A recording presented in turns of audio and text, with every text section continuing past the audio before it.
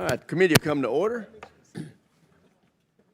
Today we'll begin our fiscal year 27 posture hearings with the U.S. Northern and Southern Commands. During the last administration, failed open border policies allowed illegal immigrants to flood into our country and deadly narcotics to poison our people. Criminal cartels exploited that chaos, profiting from drug and human trafficking, and threatened our communities. At the same time, reckless defund the police efforts weakened law enforcement and made America's cities less safe. President Trump came into office pledging to fix those failures. 1 year later, we're seeing the results. We have finally achieved operational control of the southern border. Illegal crossings have dropped to the lowest levels on record. Violent criminals are being deported. Fentanyl trafficking into the United States is down by more than 50%.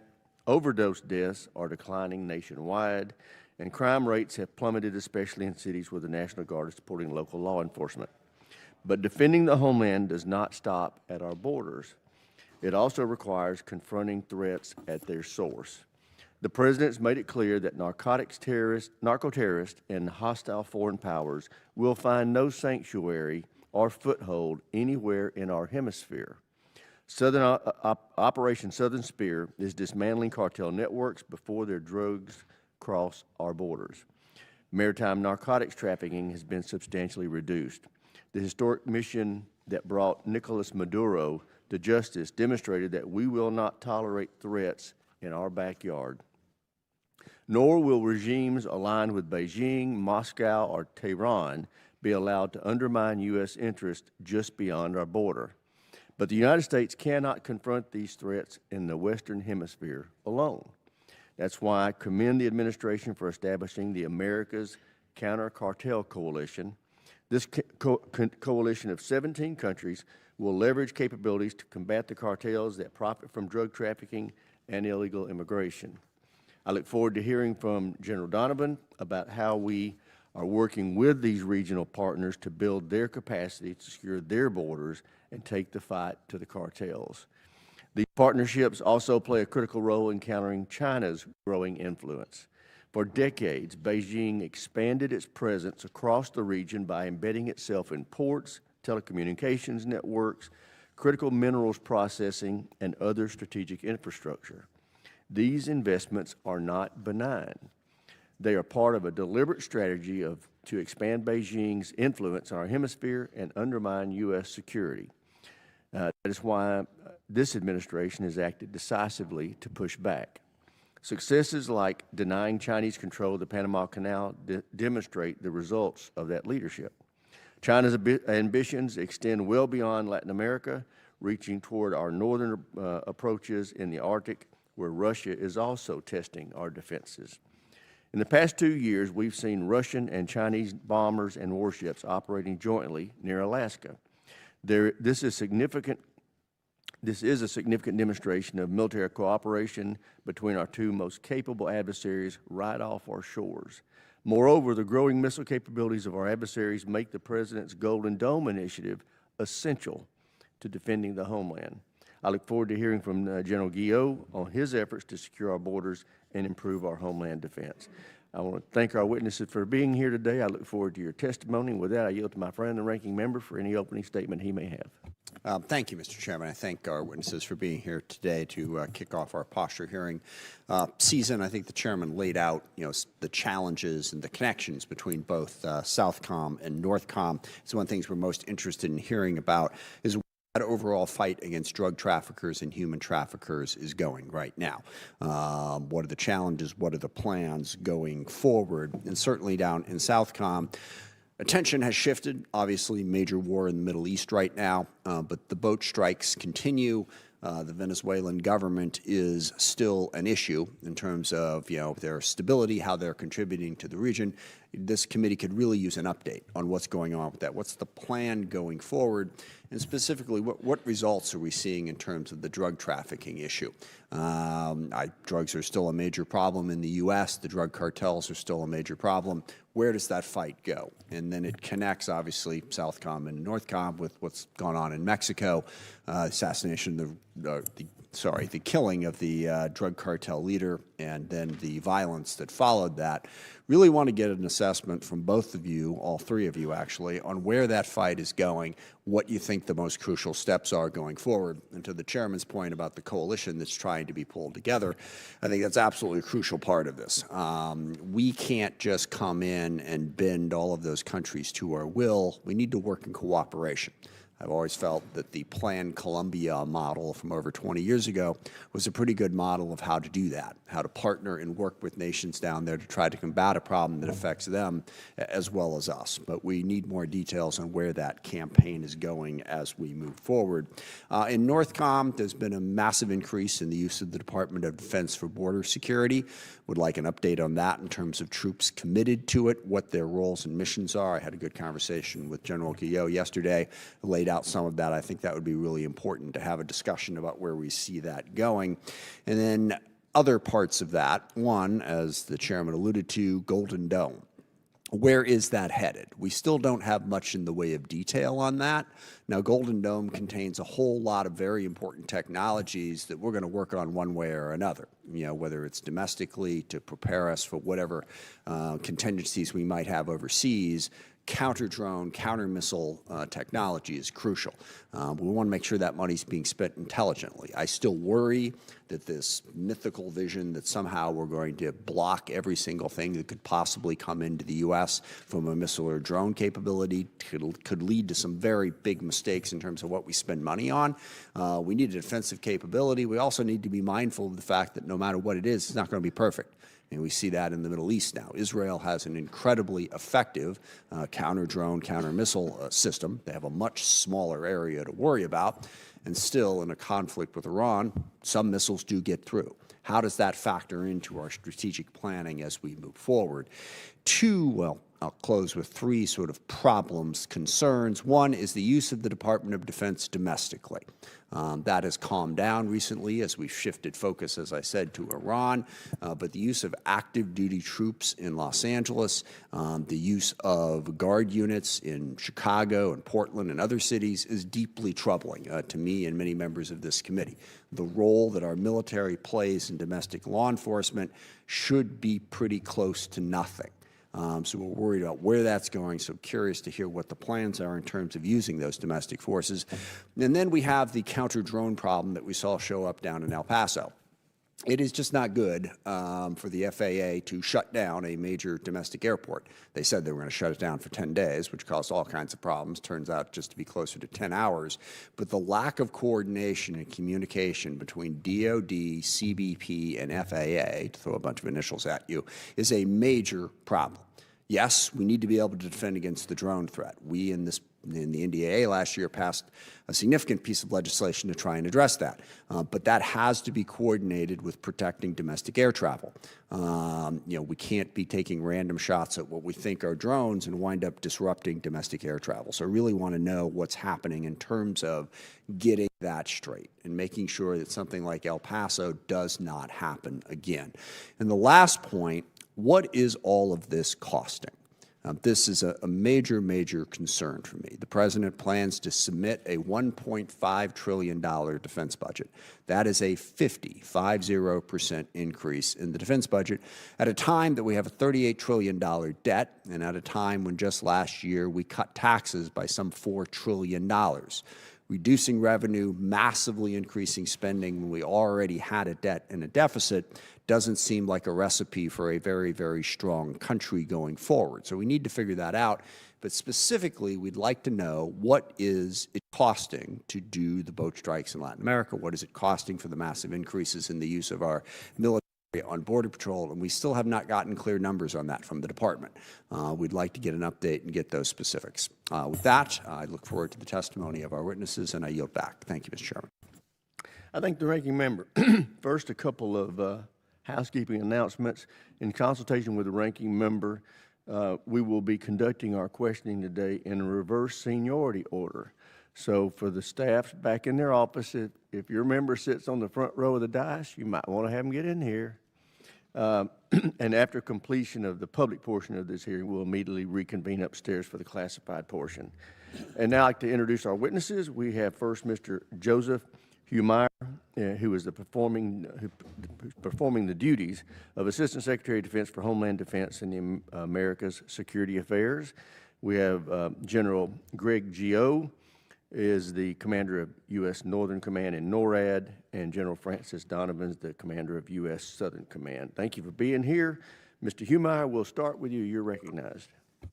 Good morning, Chairman Rogers, Ranking Member Smith, and distinguished members of the committee. Thank you for the opportunity to testify before you today. I have the honor and the privilege to serve in President Trump's Department of War, performing the duties of Assistant Secretary of War for Homeland Defense and America's Security Affairs.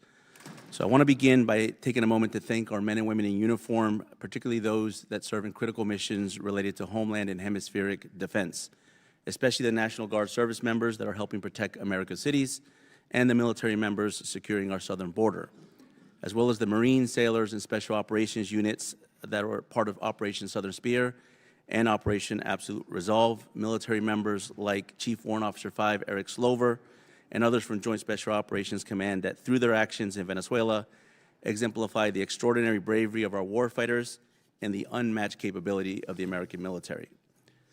We are in historic times in the United States. Under President Trump and Secretary Hegseth's leadership, we are doing something that has never been done before. In the past, previous U.S. presidents prioritized every region in the world except the one in which we live. Today, we have corrected that mistake. We are prioritizing the Western Hemisphere by making hemispheric defense integral to U.S. homeland defense. And in just 14 months, we have achieved historic accomplishments that put America first, Americans first, and the Americas first in U.S. national security. In my written statement, I outlined several of these accomplishments in line with the 2025 National Security Strategy and the 2025 National Defense Strategy. For my opening statement, I'd like to provide a quick summary. And it begins with our southern border. As President Trump and Secretary Hegseth have said, border security is national security, which is why my first official trip last year was to Fort Huachuca in Arizona to visit Joint Task Force Southern Border. They took me to the front line of our southwest border in Nogales, where I was able to meet with soldiers of the 2nd Stryker Brigade Combat Team. Seeing strikers on our southern border for some can seem surreal, but for our department, it illustrates how we've managed to seal the southwest border in record time by using deterrence and close partnership with federal law enforcement. Today, the department maintains over 12,000 service members along our southern border and has established 6 national defense areas covering 845 miles, or 42% of the border across Arizona, California, New Mexico, and Texas. The military innovation is matched by investments in cutting-edge technology and infrastructure, including to counter unmanned aerial threats and additional miles of border barrier. The result is turning record illegal mass migration experienced during the Biden administration into the lowest recorded border encounters in history. This past January marked the 4th consecutive month decline in border apprehensions, with figures 93% below the historic average.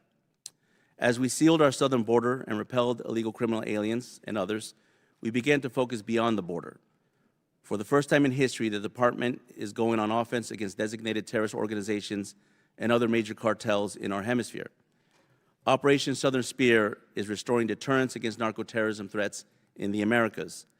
And since this operation began, there has seen a 30% reduction of drug vessel movements in the Caribbean and a 25% reduction in the Eastern Pacific.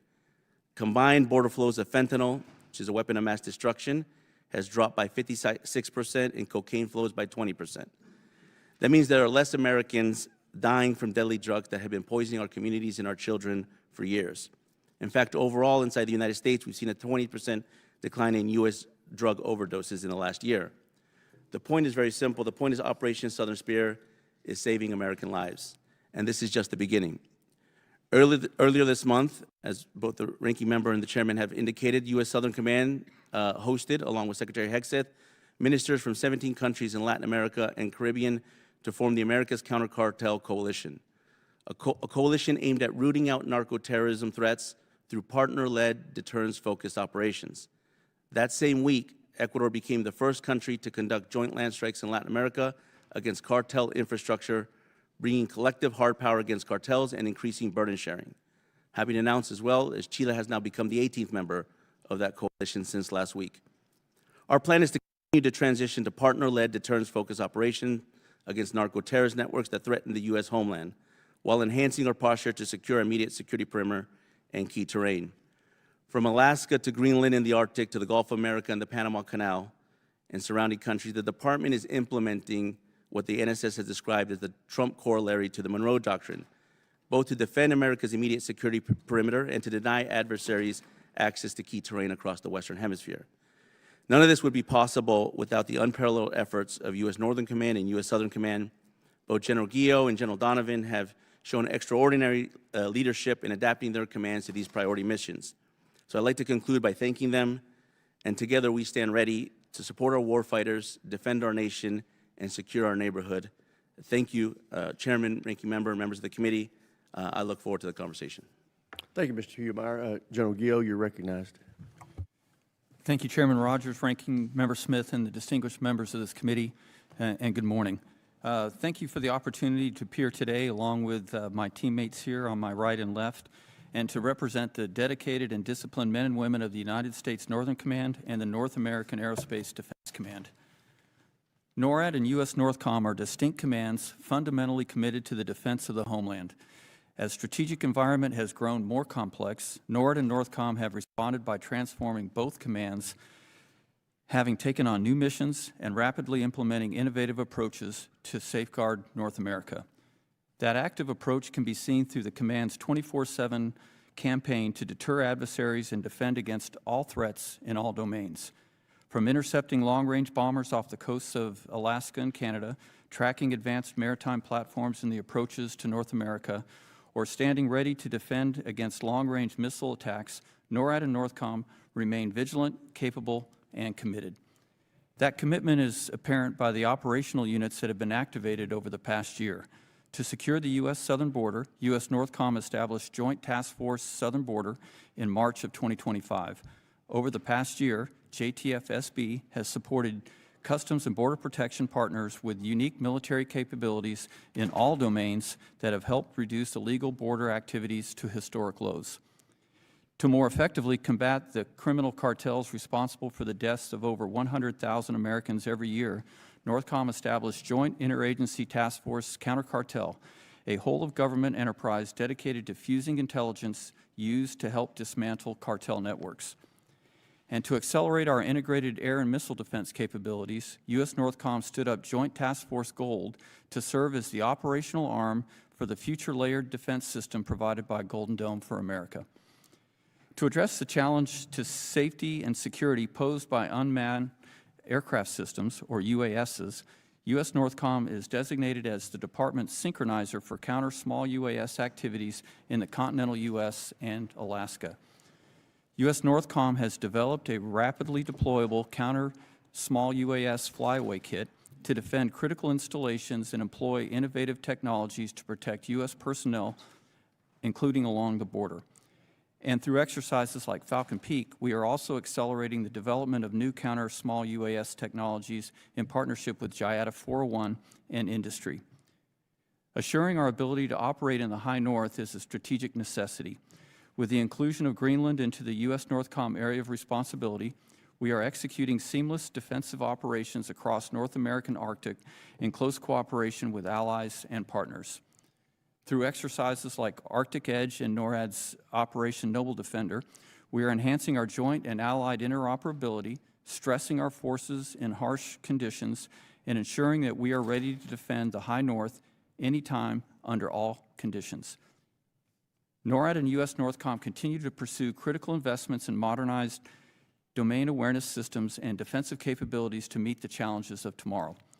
These missions are reinforced by our steadfast partnerships, from our unique binational relationship with Canada through NORAD to our close cooperation with Mexico, the Bahamas, and now Denmark and Greenland. Trusted relationships are a cornerstone of regional security and homeland defense.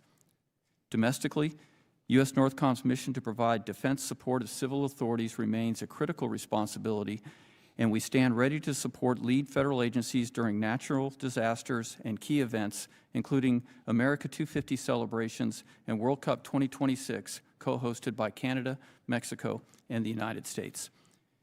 The men and women of U.S. NORTHCOM and NORAD have embraced these new challenges and are unwavering in their no-fail mission to stay ahead of all adversaries in all domains. We appreciate the steadfast support of this committee, and I look forward to your questions. we have the watch. Thank you, General. Joe Donovan, you're recognized. Chairman Rogers, Ranking Member Smith, and distinguished members of this committee, thank you for the opportunity to discuss the posture of United States Southern Command. On behalf of the men and women of Southcom, Sergeant Major Rodriguez and I appreciate your continued support. I'm joined today by my good friends, Mr. Joseph Humeyer and General Guillot. The three of us are aligned with the Department's focus on the Western Hemisphere. We are dedicated to rebuilding U.S. leadership and presence in this critical part of the world. Let me begin by saying I've learned a lot in the last 41 days about the dynamic region I'm responsible for and the incredible organization I am now leading. As this committee knows, last year was a pivotal moment in Southcom's history. The command was responsible for multiple priority missions and operations, each with enormous national security implications. The Southcom team rose to the challenge while remaining true to its legacy of partnering and collaboration. I specifically want to thank the leaders of our Joint Task Force Southern Spear, Southcom's warfighting headquarters, who are leading our efforts against drug cartels and terrorist networks with incredible levels of professionalism and precision. Now we're ready to evolve for the future. The 2026 National Defense Strategy lays out the threats we face in this hemisphere and Southcom's role in addressing them. In response, I have developed 4 imperatives.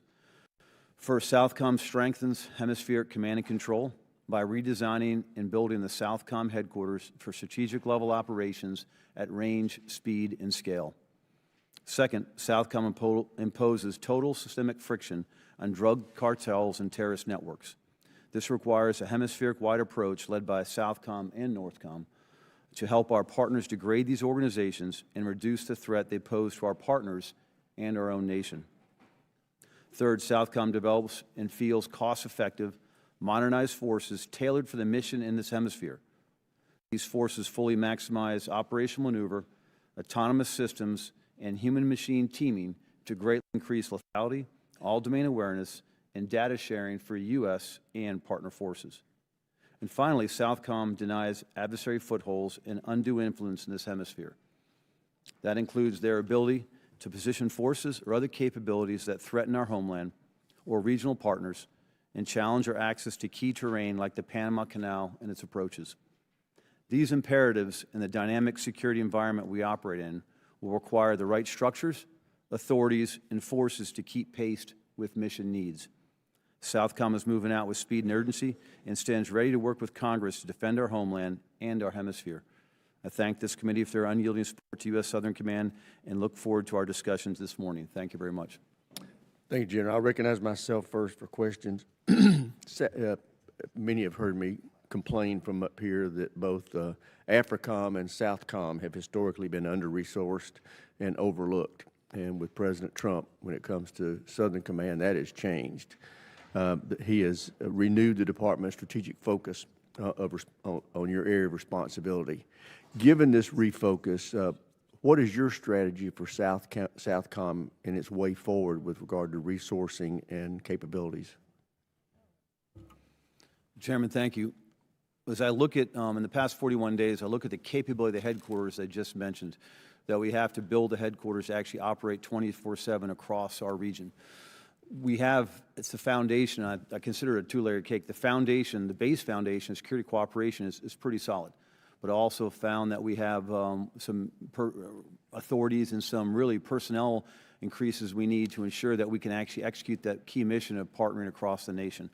On top of that, the second layer of the cake that is non-existent right now, because Southcom has never been asked to play the roles of an operational strategic level headquarters, building that capability to better partner with the nations around the AOR, while at the same time, Chairman, is to develop a campaign plan to actually get at these cartels, these DTOs, in a systemic way, apply systemic friction across the network, and I consider that from point of production to point of distribution, which would be in the plazas on the Mexican border or U.S. border.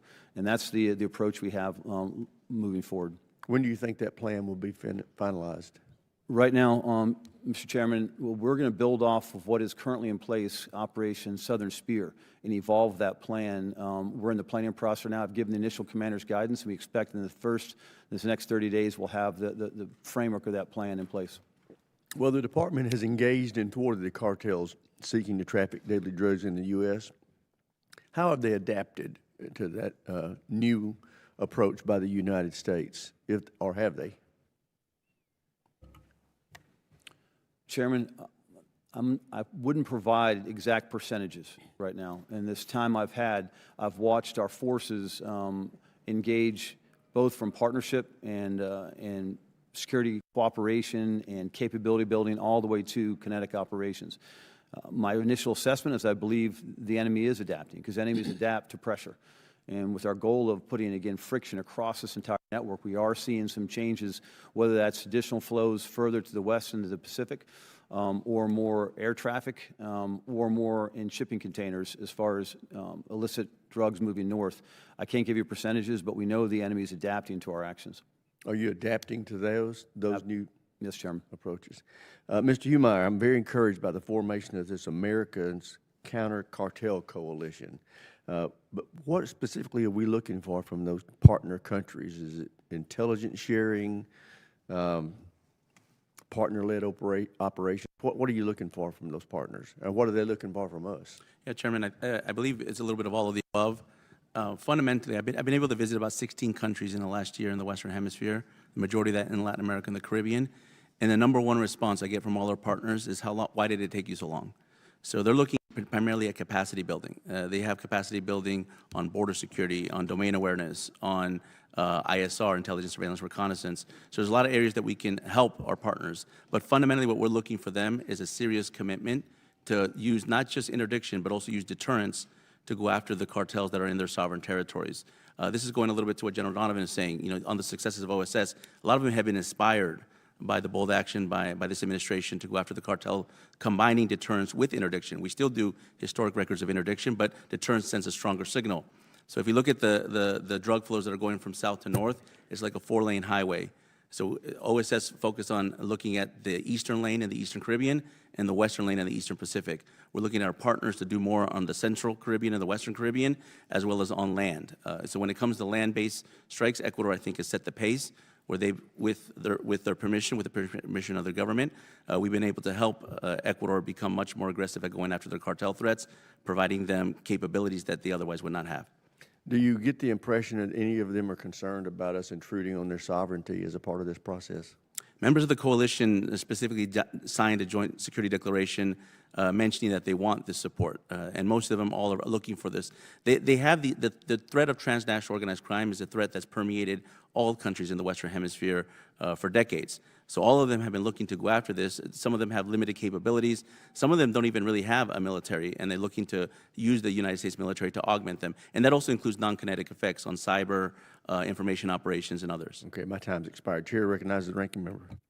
For General Donovan and Mr. Humeyer, so how would you measure successes at this point? Do you have any measurable facts that show fewer drugs, less drugs, however you would put that, are getting into the U.S.? Is this something that we're measuring in some way? I'm happy to take that, Ranking Member. Sure. So as I mentioned on those 4 lanes of the drug flows, the way that we're looking at policy within the Pentagon is movements of vessels and then degrading the capability of the organizations. It's not so much focused on the commodities, whether it's drugs, it could be weapons. Sure, I get that, but ultimately, and I understand that, you're trying to do the plot, but have you measured, I mean, the ultimate impact? I mean, you can guess at how well they're doing in that 4-lane highway. I guess you can look and see how many, cars, boats, whatever are on it. But ultimately, the measurement of how many drugs are getting into the U.S. Do we have any measurement on that particular piece of it? What we've measured, Ranking Member, is the decrease in the movements of the vessels. So there's been a 20% decrease in the Eastern Caribbean on the movement of those vessels. But that's a no in terms of the drugs actually getting into the U.S. I mean, and then look, I don't disagree necessarily with the effort to stop this. I think figuring out whether or not this is working, bottom line is, are drugs getting into the U.S. or aren't they? Well, we went 45 days, Ranking Member, without having a vessel move through the Eastern Caribbean. I think when you don't have any movement, there's likely not going to be any type of drugs or any other commodities. Sure, unless there's 4, like you just said, there's 4 lanes on that highway. So not necessarily. is my point. I mean, the true measure of this would be, okay, which 4 lanes. The true measure is how many drugs are getting into the U.S. So I think we need to, and you obviously, work with domestic agencies that have more oversight on that than you do. That's the measure of whether or not you're hitting that 4-lane highway in the right way, isn't it? Correct, but it's also the measurement of how many drug overdoses deaths we have inside the United States, and that obviously goes beyond to the interagency. But we have seen record drops. That's an answer. Now, it's not necessarily a controlling answer because there's a lot of different things that can contribute to overdose deaths, but that's what we're sort of looking for. And if you're really going to measure this, that's where you need to focus. And that's the next portion of the question is, so you're doing the boat strikes primarily in international waters, Caribbean, Pacific. Is there a feeling that you're going to be moving to a lot more terrestrial strikes? Sorry, land strikes, however one would put that. Yes, Ranking Member. So the purpose of the coalition is to look at where our partners are looking at the primary threats that are facing narcoterrorism. In many cases, it is on land. It is inside within and many times on their borders. But those efforts are doing in partnership with these host nation governments and with their permission. So in the case of Ecuador, for instance, they gave us both their consent. So you do not intend to take any unilateral strikes on the sovereign territory of other nations? Ranking Member, I reserve the right in the decision space of the White House and the President to make those decisions. I know at the Department of War— Is that part of the plan at the moment? In the Department of War, we are prepared to give all options to the President, but what we're focused on— That's not an answer to the question. So is it part of— it's not— I think you're saying it's not part of the plan at the moment, but it might be. Currently, we are focused on partner-led deterrence-focused operations through this coalition. And how many strikes are being made on land against the cartels and the narcotics groups right now, either in coordination or by one of these 17 partner nations? So I don't have an exact number. I know Ecuador carried out a recent strike in the last couple weeks, and I know they're beginning an operation that began yesterday, or 2 days ago now, that's going to carry out for 15 days inside their country. But I don't have a specific on the number of strikes. Is there any particular endpoint that you see to U.S. kinetic action in this regard? Because as you point out, we've been battling cartels for a long time. This seems like a forever conflict, is it not? I mean, what would be the level of achievement that would be necessary for you to say, okay, we can stop kinetic action? So the center of gravity of the cartel threat or narco-terrorist threat has always been border security. We kind of showed that with sealing our U.S. southwest border and the reduction of movements, both of drugs, but also of all kinds of illicit activity. Sure, and that's good, but the boat strikes are continuing. No, correct. But what I'm saying, Ranking Member, is that the extension of having border security throughout the hemisphere is a big focus, and as we be able to advance on countries securing their border— I got one more thing I got to get in here before I run out of time. So just quickly, there is no particular endpoint to this campaign, and that's something we're going to want to talk about. The second thing, and I'm sorry I took too long on that to not point out, domestically, General Guillot, figuring out how to coordinate properly, as I said in my opening statements with the FAA, we can't be shutting down airports. So if you could just quick comment on what you're doing to get better coordination. I'm out of time, but. Yes, Ranking Member, we are coordinating very closely with the FAA on the use of all of our counter-UAS systems, and we've established very solid coordination methods between those who fly UAVs. We will want to see the details on that. Absolutely, sir. And with that, I yield back. Thank you, Mr. Chairman. Thank the gentleman. Chair now recognizes the gentleman from Arizona, Mr. Amadei. Thank you, Mr. Chairman.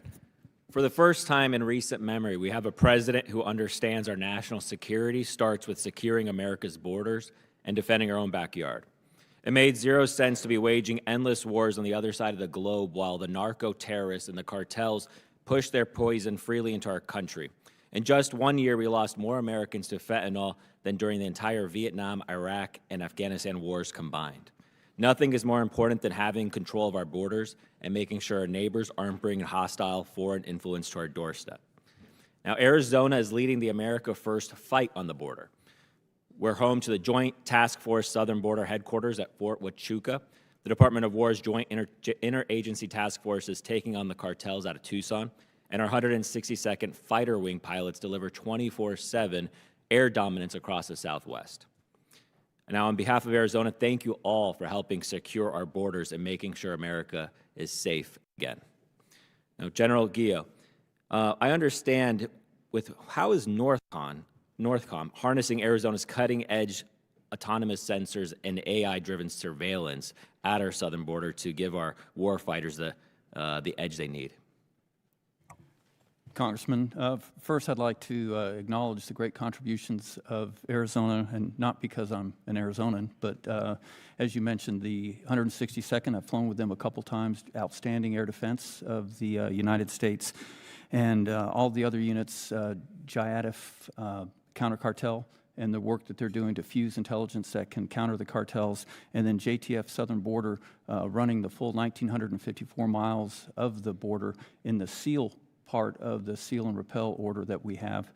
As for the autonomous sensors, I'm a very, very strong proponent of those. And as the Customs and Border Protection fields more of those across the border, what that does is, one, it reduces the reliance on soldiers and Marines to backfill that, and two, is it allows for much faster response to illegal activity at the border.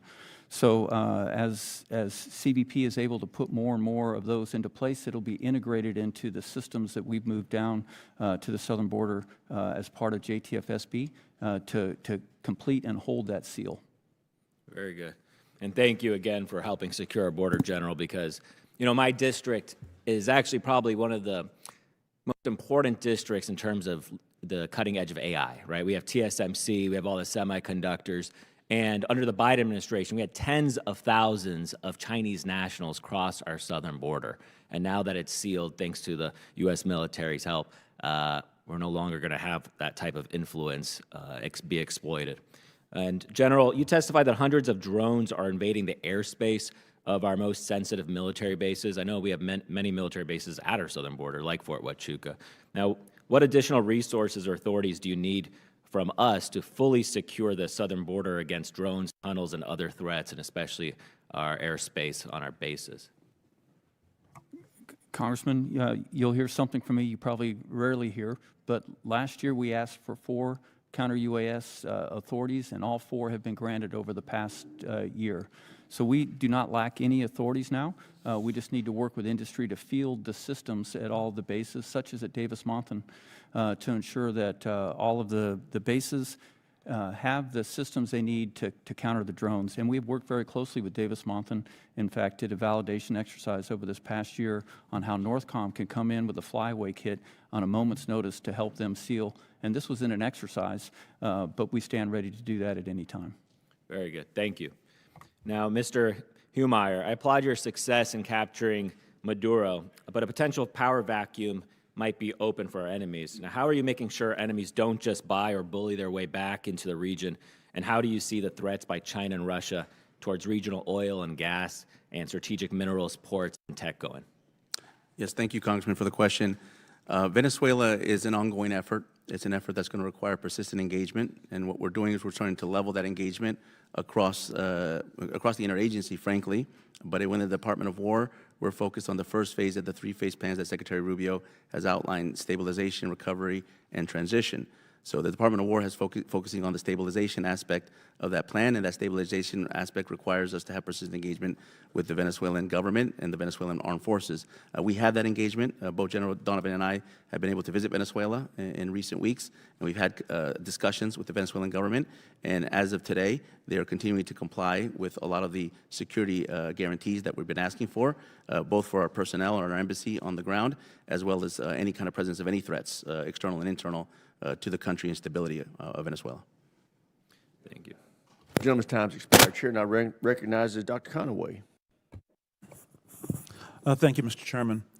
Mr. Humeyer, you addressed the continued threat of unmanned aircraft systems in your testimony. Do you believe that continued investments in UAS and counter-UAS are essential to adapt to the modern battlefield? I'm very interested in this question because I do believe we need to test, evaluate, and demonstrate the integration of improved munition payloads and improved unmanned aircraft systems.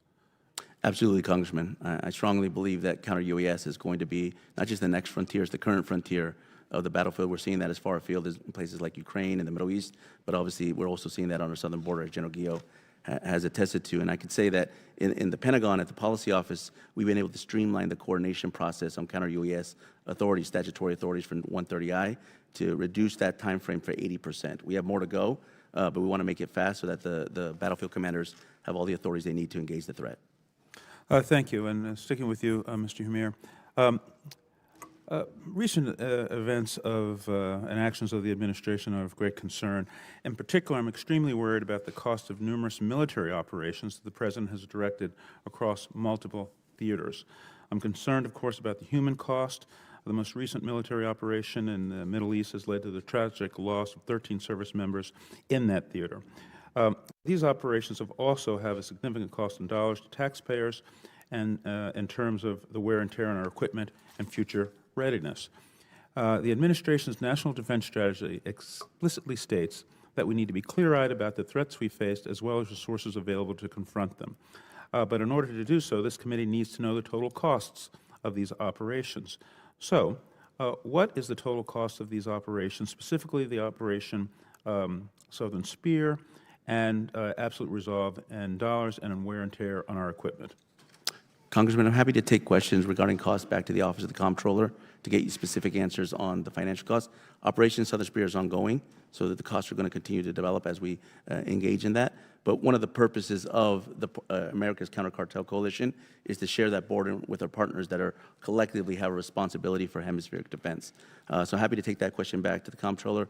And one point, Mr. Congressman, I can't speak to other conflicts in other places, but I can speak to the commitment that this administration has to making sure that Western Hemisphere and Homeland Defense are a top priority mission. I think that's evidenced by the fact that even during the conflict in the Middle East, both President Trump and Secretary Hexet were present in Florida for our coalition in the SHIELD Summit of the Americas. And so right now you're unable to give us any cost to date on these operations?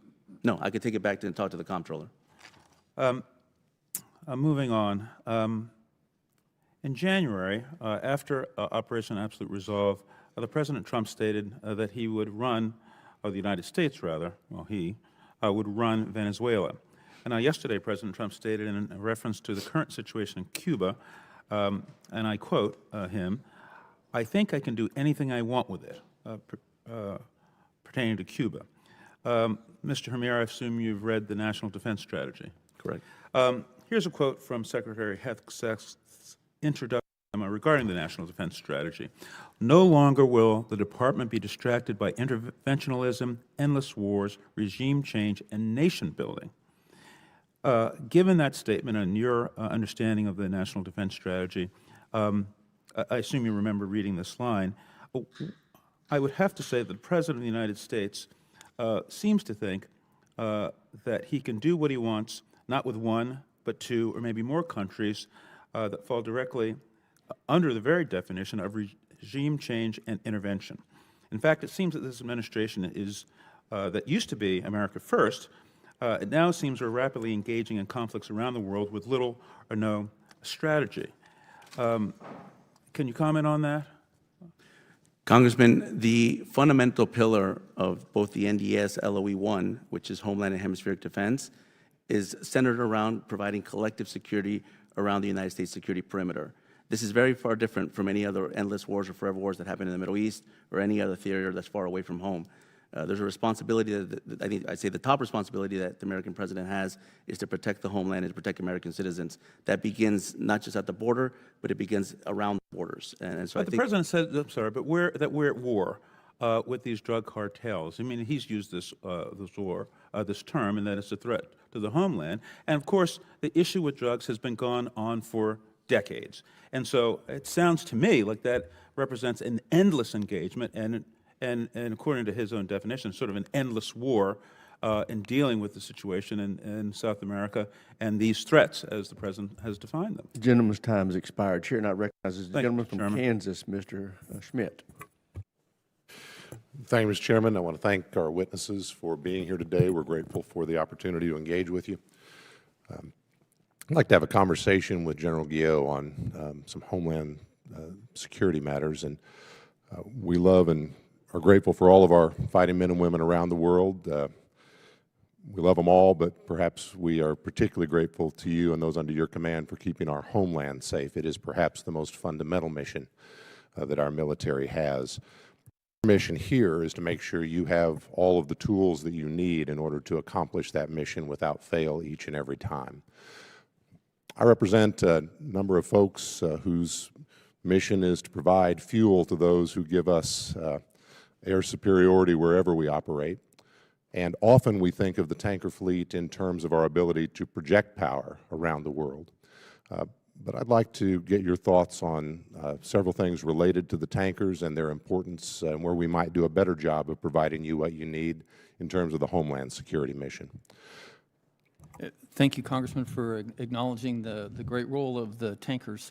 Often when we look at the air defense of the United States, we focus on the fighter aircraft that are on alert and scramble to make the intercepts, but every single one of them is enabled by a series of tankers that are behind the scenes, keeping the fight going. In fact, just over the weekend, we had several Noble Eagle scrambles, and the critical key to success for all of those was the fact that we not only had the tankers airborne, but we were able to scramble more tankers from across the country to get there to keep the fighter aircraft flowing for the duration of those.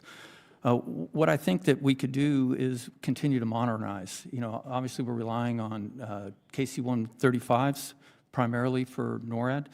They do a fantastic job, but they're all, I think, at least 60 years old, and the reliability on them in the air is great, but I know it's a lot of work for the maintainers on the ground. For every hour that aircraft is in the air, it's usually several hours on the ground to make sure that they're ready. So continuing to modernize the fleet with KC-46 and other aircraft would be essential for the Homeland Defense mission. Thank you, General. Let me unpack that last point a little more. I mean, it's reasonable to think that in the event we had a near-peer engagement that threatened our homeland, that is probably not limited to engagement in the homeland. There's going to be demand from your fellow combatant commanders all over the globe. They all need to refuel in order to do what must be done. Do we have enough tankers? A related question in terms of your point on upgrading. The 135s are an old airframe. The 46s have had their share of challenges. What do we need to be thinking about in terms of if we're adding more? In the short term, we have what we have, but in the long term, where should we be thinking in terms of next generation purpose-built tankers to support the mission? Congressman, for any single conflict, we certainly have enough tankers. What we spend a lot of time planning for with Admiral Paparo for Indo-PACOM, General Reed from Transcom, and Admiral Carell for Stratcom, and then myself for NORAD Northcom, is if we have simultaneous conflicts where the tanker distribution would become vital. Obviously, here in the United States, we have the advantage of being able to land and refuel and get back up in the air quickly that some of my partners might not have. And so I think what I'm trying to do is make sure that we have those backup plans if there aren't enough tankers. But everything that I see right now is that we would have a sufficient number of tankers to take care of the Homeland Defense mission, as well as those required to get forces overseas and to keep them fueled overseas. Sir, could I ask on that, would that assessment be the same and your confidence level is high if we were talking about an extended engagement in the high north, either nuclear or conventional? The high north does present a unique challenge. We have a lot of steady state tankers up there, but it would take more for us to be able to patrol that vast region. And there I look at our Canadian counterparts to continue their efforts to purchase tankers to help with the NORAD distribution of tankers. And what about a next-gen tanker and your thoughts on what we should be planning to acquire over a time horizon? Well, we certainly should look to continue to modernize that fleet. Having a more low observable tanker is something that the Air Force is looking at. That is not as important for the Homeland Defense mission.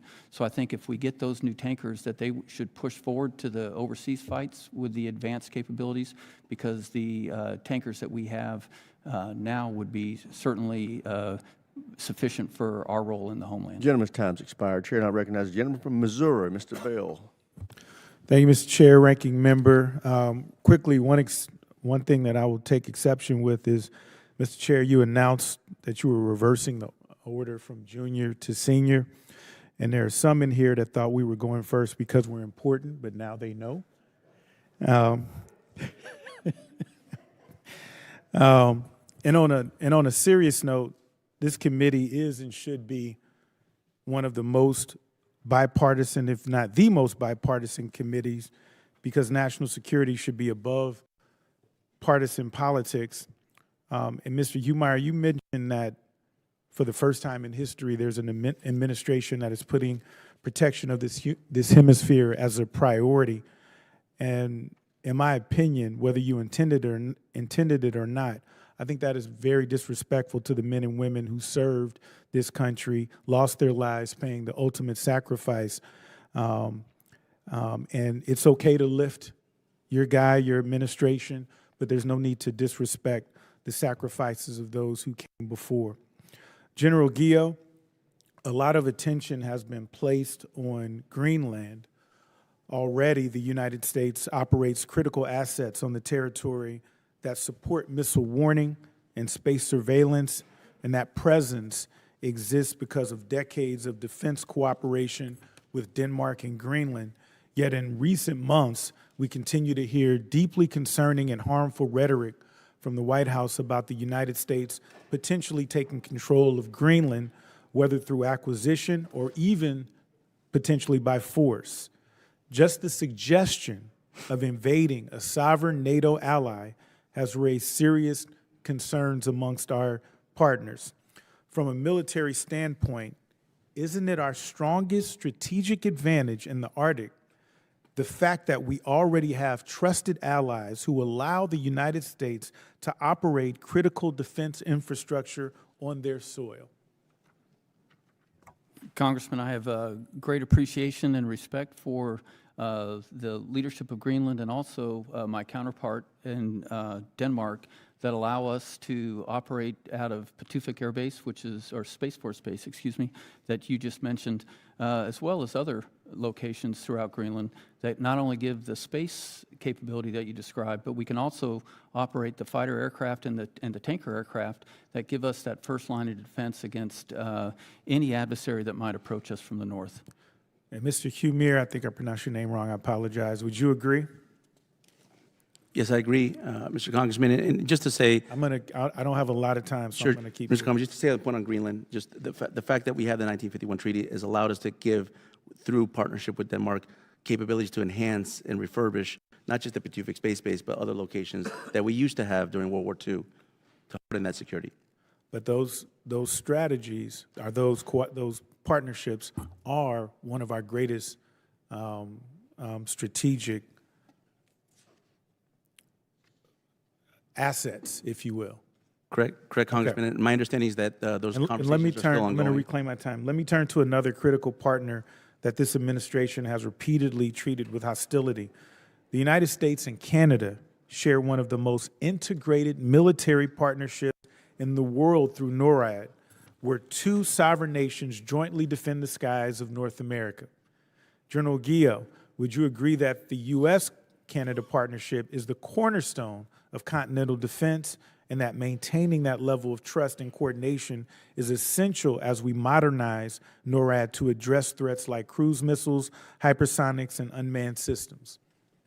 Congressman, the relationship in the binational command has been the only one in the world since 1958 where, and in this case, U.S. and Canadian military members work side by side. The mill-to-mill relationship is outstanding, and as you mentioned, we have some very challenging threats to address, and the NORAD modernization program, which is both a U.S. and a Canadian program, are instrumental to making sure that we stay ahead of the adversary. And Mr. Humeyer, would you agree? I do agree. I think we've gotten historic increased commitments from Canada at the Hague Summit for 5% of GDP on national defense, as well as 3.5% on core defense. And our department has been working very closely with the Canadian counterparts to review at the technical level where those defense dollars are being spent.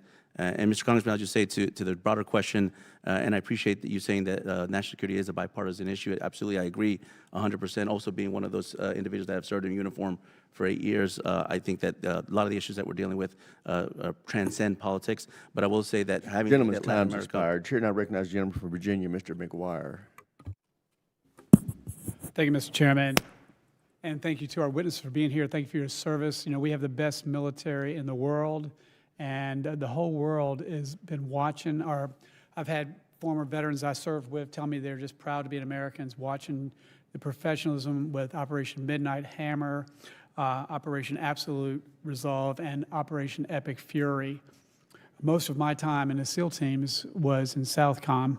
So I guess, General Donovan, I just got a message from some of those war fighters, and they had a message for you for the cartels. And they said, give no rest for the cartels. Let's wear them out. No safe spaces. I'm sure you can concur with that. This question is for Mr. Humeyer. We talked earlier about Nogales Pass. I went to go visit. When I was there, I talked to the 10th Mountain Division General in charge of our security. I talked with Tom Homan and everyone else. And we talked about counter-U.S. policy. And I understand that we, in the last NDA, gave 4 permissions. One of the things we identified was a 2020 DOJ advisory. And we made a recommendation to this committee and entered into the record that advisory and an oversight committee that they rewrite it. And President Trump put out an executive order giving the DOJ 30 days to rewrite that. Do you know the status of that right now? I don't, Congressman, but I'm happy to take that back and get a response for you. No, sounds great. And talking about Southcom, again, Mr. Humeyer, should we expect changes in military presence and tempo in Southcom right now?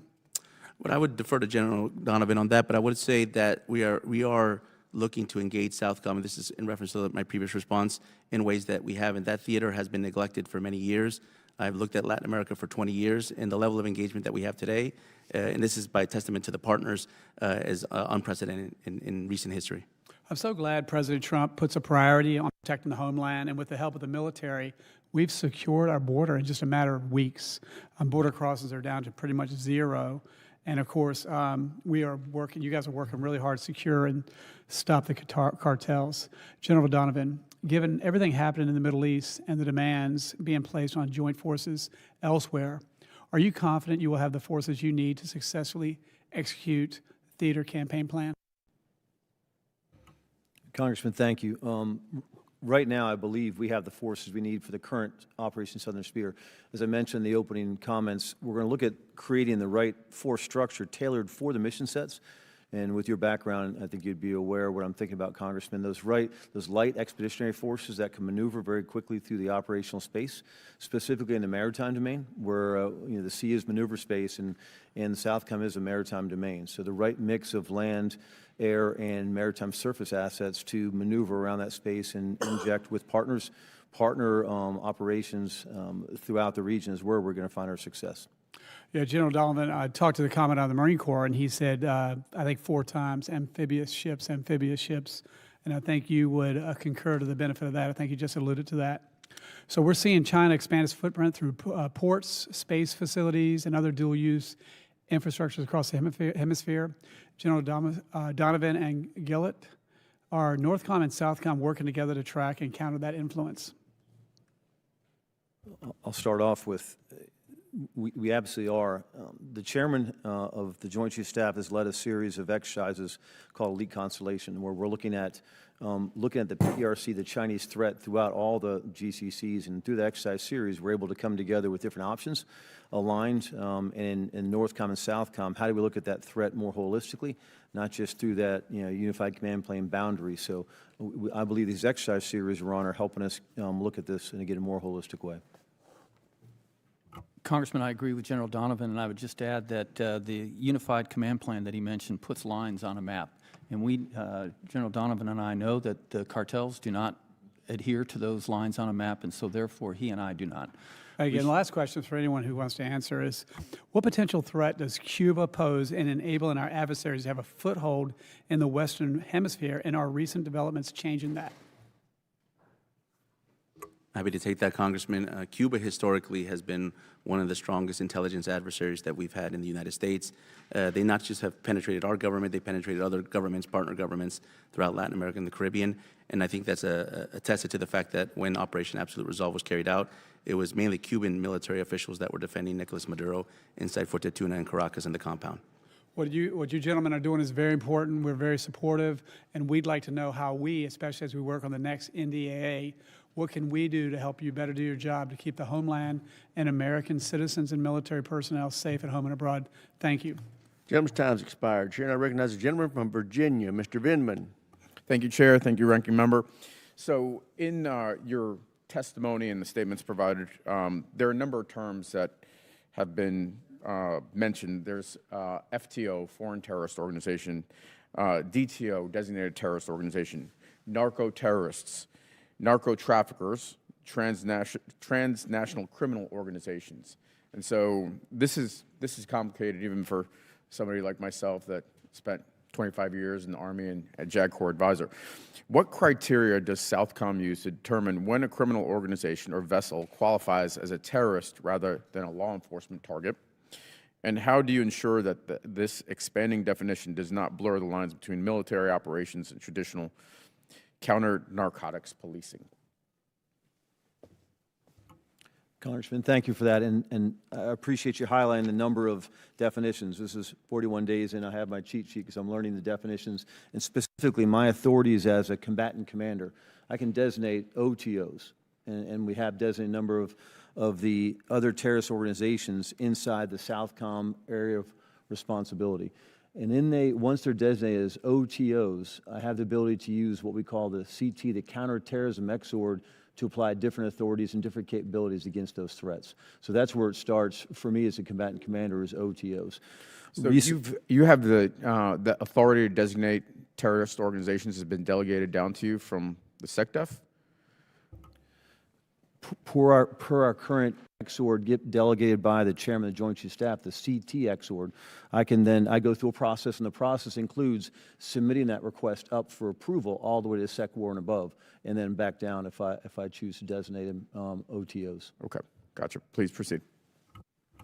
So at the same time, the term DTOs, identified by the President of the United States, is a term we're using now against cartels. Non-state armed groups are now designated as DTOs. Their actions constitute an armed attack against the United States, and the U.S. is in a non-international armed conflict with these DTOs. Any action we take, whether that's enhanced counter-narcotics or a maritime strike, are tied to the DTO definition. And is that tied to their activity? Like, are they directly participating in hostilities or just on their status? We base that on the actual definition of a terrorist organization, and we have, it's those armed groups that are impacting a threat to U.S. personnel, a threat to our partners. So that's hostile act, hostile intent. That's status-based targeting. Is this status-based targeting, or is this? Sorry, that's action-based targeting. Is this status-based targeting or action-based targeting? Congressman, I want to make sure I understand the question, because in the targeting process that we execute right now under the law of armed conflict, we have a certain criteria we go through for the actual targeting process itself. Is that the question, Congressman? Yeah. Let me because I'm running out of time here. Do you have lawyers that are advising throughout the targeting process, correct? Absolutely, Congressman. So, and this is from Mr. Humeyer's testimony, there were 45 total kinetic attacks, killing 157 members, and 47 narco-trafficking vessels. How many survivors in those strikes? Congressman, so just to clarify, on the designated terrorist organizations, that's the illegal. boat strikes, how many survivors out of I defer the operational aspects to the Southcom, but just if you want me to clarify a little bit, the designated terrorist. No, I just want to know the number. Any sense? Congressman, I'm tracking the numbers you've offered, and what I'm focused on ever since I took command 41 days ago. Then I would have to get back to you in the number of survivors, Congressman. I don't. Let me.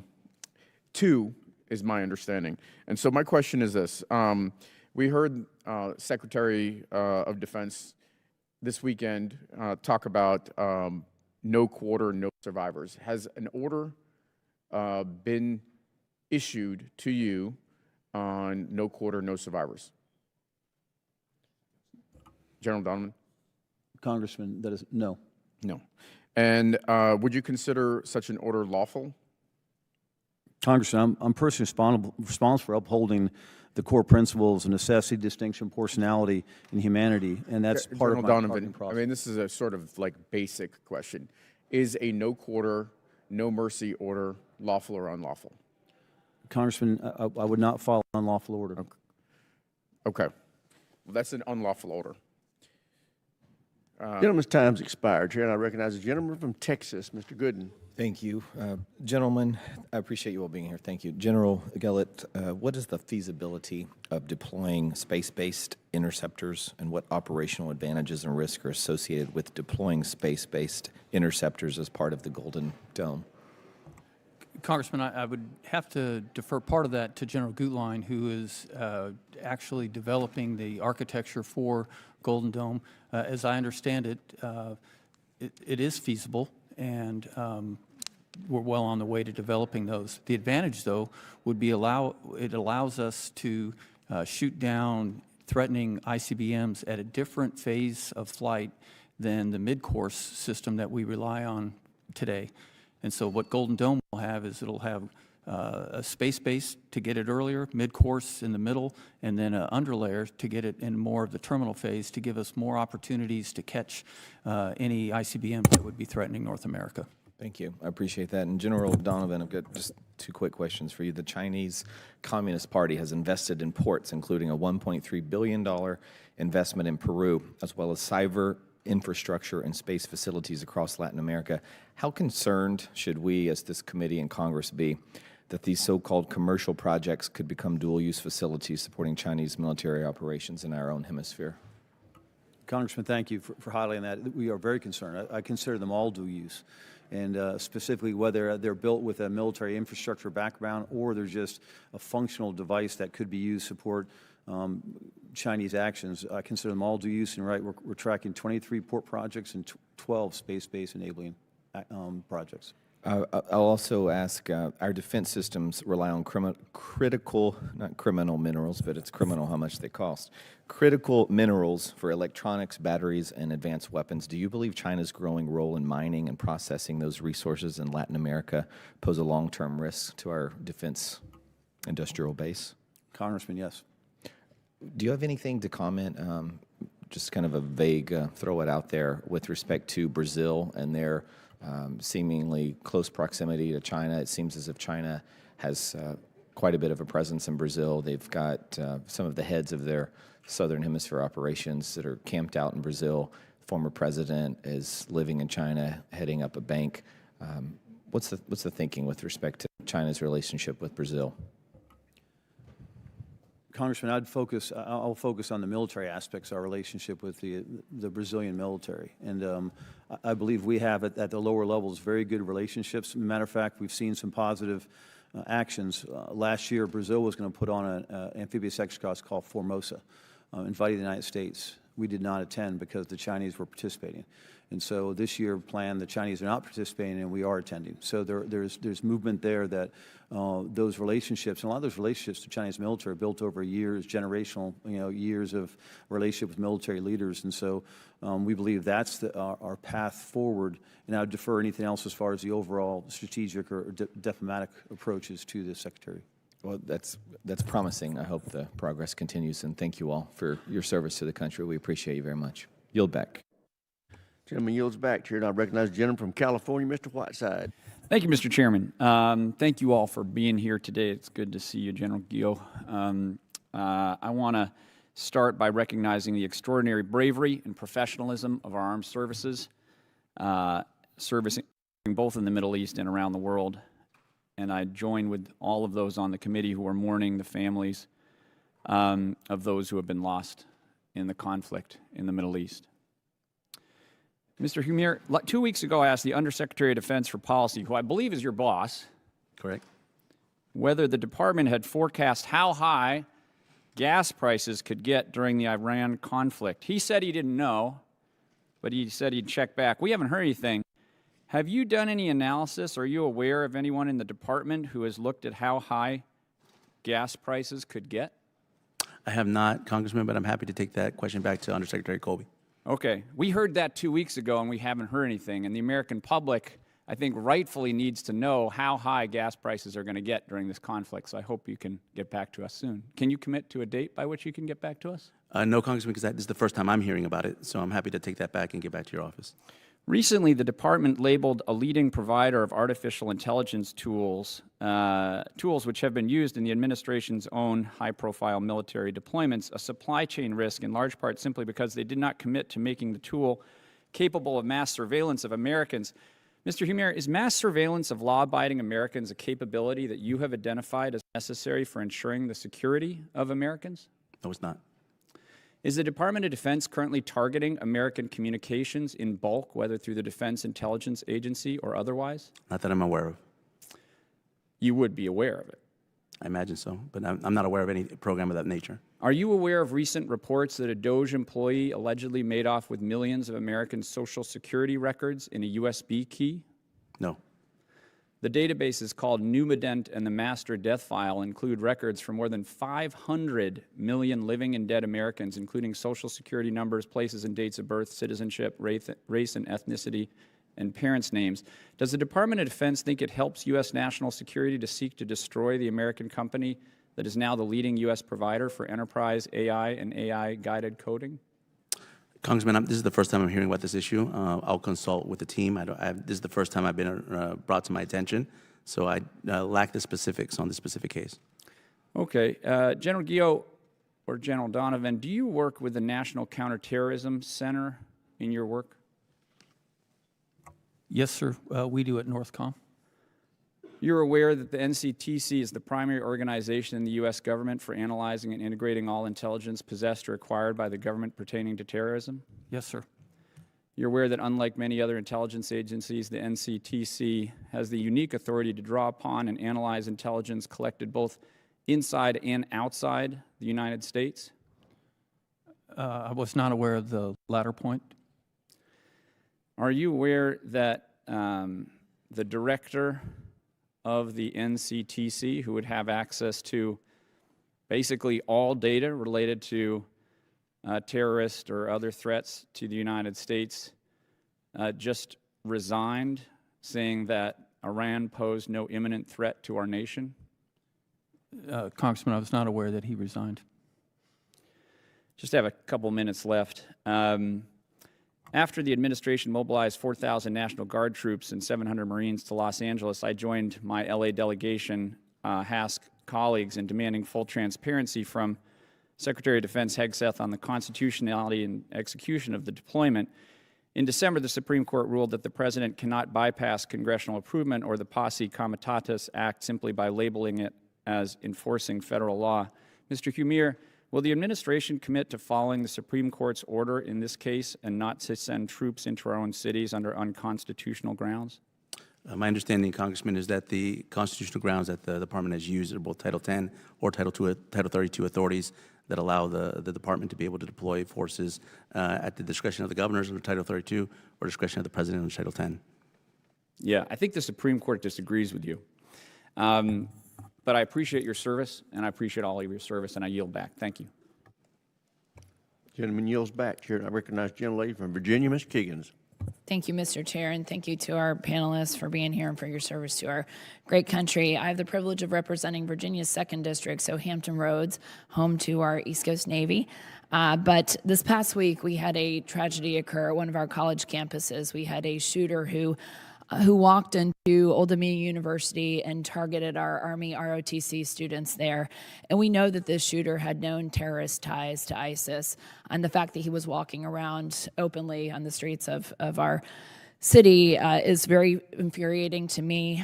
Part of the problem is state law. We have in Virginia that colleges and universities cannot vet criminal histories of people who are admitted to their campuses. But the reason I bring this up is because I'm worried about the terrorist cells that are in this country. We saw 14 million people walk across that southern border during the last administration. We know that there are people in this country that want to do our country harm, and that was on full display in Virginia this past week. So I'd like to hear from you. I know we've talked a lot about drug trafficking and cartel activity and how that activity has changed, with the change of administration here in Washington. So what about terrorist activity? Do you feel like that has that gotten any better or worse? Are we charting that as well? Because I still have those same concerns that not only are they here, but they continue to be in places to the north and to Central and South America as well. So if I could hear from General Guillot and then General Donovan. Congresswoman, I share your concern. One of the important roles I think that I have as the NORTHCOM commander is to ensure that there is not a seam between Homeland Defense and Homeland Security that could be exploited by an adversary. Therefore, that in cooperation with the intel agencies, federal law enforcement, and also Special Operations Command, SOCOM, we host a CT Summit every year where we look at that seam to make sure that anything that the law enforcement community knows, the military knows, and anything that primarily CENTCOM and SOCOM know from overseas on operations that could come into the homeland is known by all of us. The result of that last summit that both Admiral Bradley and I co-hosted was that the homegrown terrorist is probably our biggest threat because there are so few indicators of those individuals until they actually take action. On those that are actually directed by another terrorist agency, we usually see that, for instance, an ISIS or an Al-Qaeda directed, but the homegrown, we don't. And so we work very closely with FBI and others to try to find any indications that we can of that. And again, to close, I share your concern because I think that is our biggest threat. Great, thank you. Congresswoman, thank you.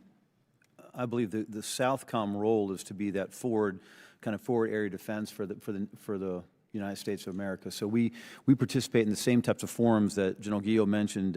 We submit on conjunction with U.S. Special Operations Command a CT risk assessment where we look at that global risk and then where does that global risk reside, those entities reside in South America, Central America, the Caribbean, to ensure that we're part of that same discussion and when capable and with the right authorities, we can act on those threats before they actually make it into the homeland. So very much linked through U.S. Special Operations Command. Thank you. Well, thank you for paying close attention to that issue. In addition to the constant, increase of terrorist threats and to the north and to the south, we know that China continues to make inroads, and we saw their Belt and Roads Initiative that's really spread to Central and South America, especially. And it was interesting. We visited New Zealand last year, and listening to them talk about that, where China goes in and tries to make these improvements in the communities, but they turn out to be, cheap improvements, and they are not well respected. Kind of at the end of the work that they're doing. So I'm just curious if the progress that the Chinese have made, especially Central and South America, where we heard they're trying to come into those communities. Are those communities welcoming, or are they a little more suspicious now of that kind of Chinese, integration into their space? Congresswoman, thank you for highlighting that. As mentioned in the opening statement, very concerned about their Chinese ability to get in and create infrastructure projects that are clearly dual use. We mentioned we have 23 port projects we're watching right now, and 12 space sites.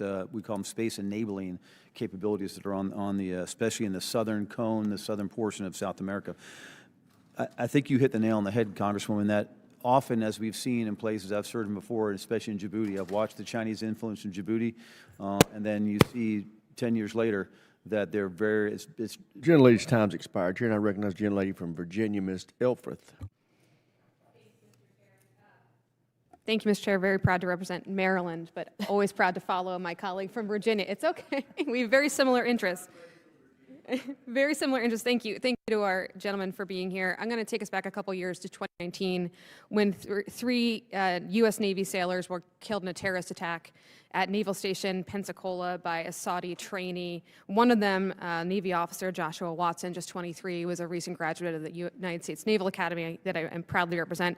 Two others, Airman Mohammed Haitham, just 19 from Florida, Airman Apprentice Cameron Walters, 21 of Georgia, were killed in the attack. The families of the victims deserve answers and some type of resolution for the fact that the Kingdom of Saudi Arabia did not properly vet the trainee that committed these horrible acts. Can you, anybody, give me kind of a status check on the litigation and whether the families have received compensation for their loss?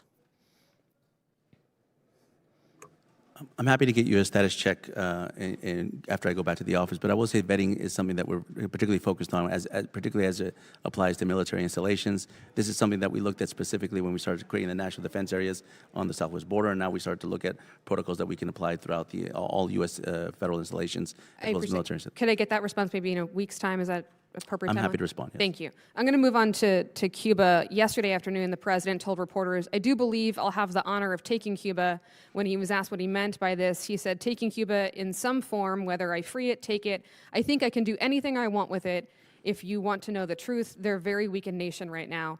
General Donovan's prepared statements do not mention Cuba, nor does the National Defense Strategy identify Cuba as a threat. Can anybody identify for me or explain or define what take it could mean? And then further, what imminent threat the government of Cuba is placing on Americans right now? As I mentioned before, Congresswoman, Cuba has been involved in pretty much every threat that the United States has faced from the Western Hemisphere, whether it's intelligence, whether it's aligning with criminal groups, whether it's working with external state actors. The Cuban government has been intricately involved in a lot of these threats, and fundamentally, we're involved inside Venezuela.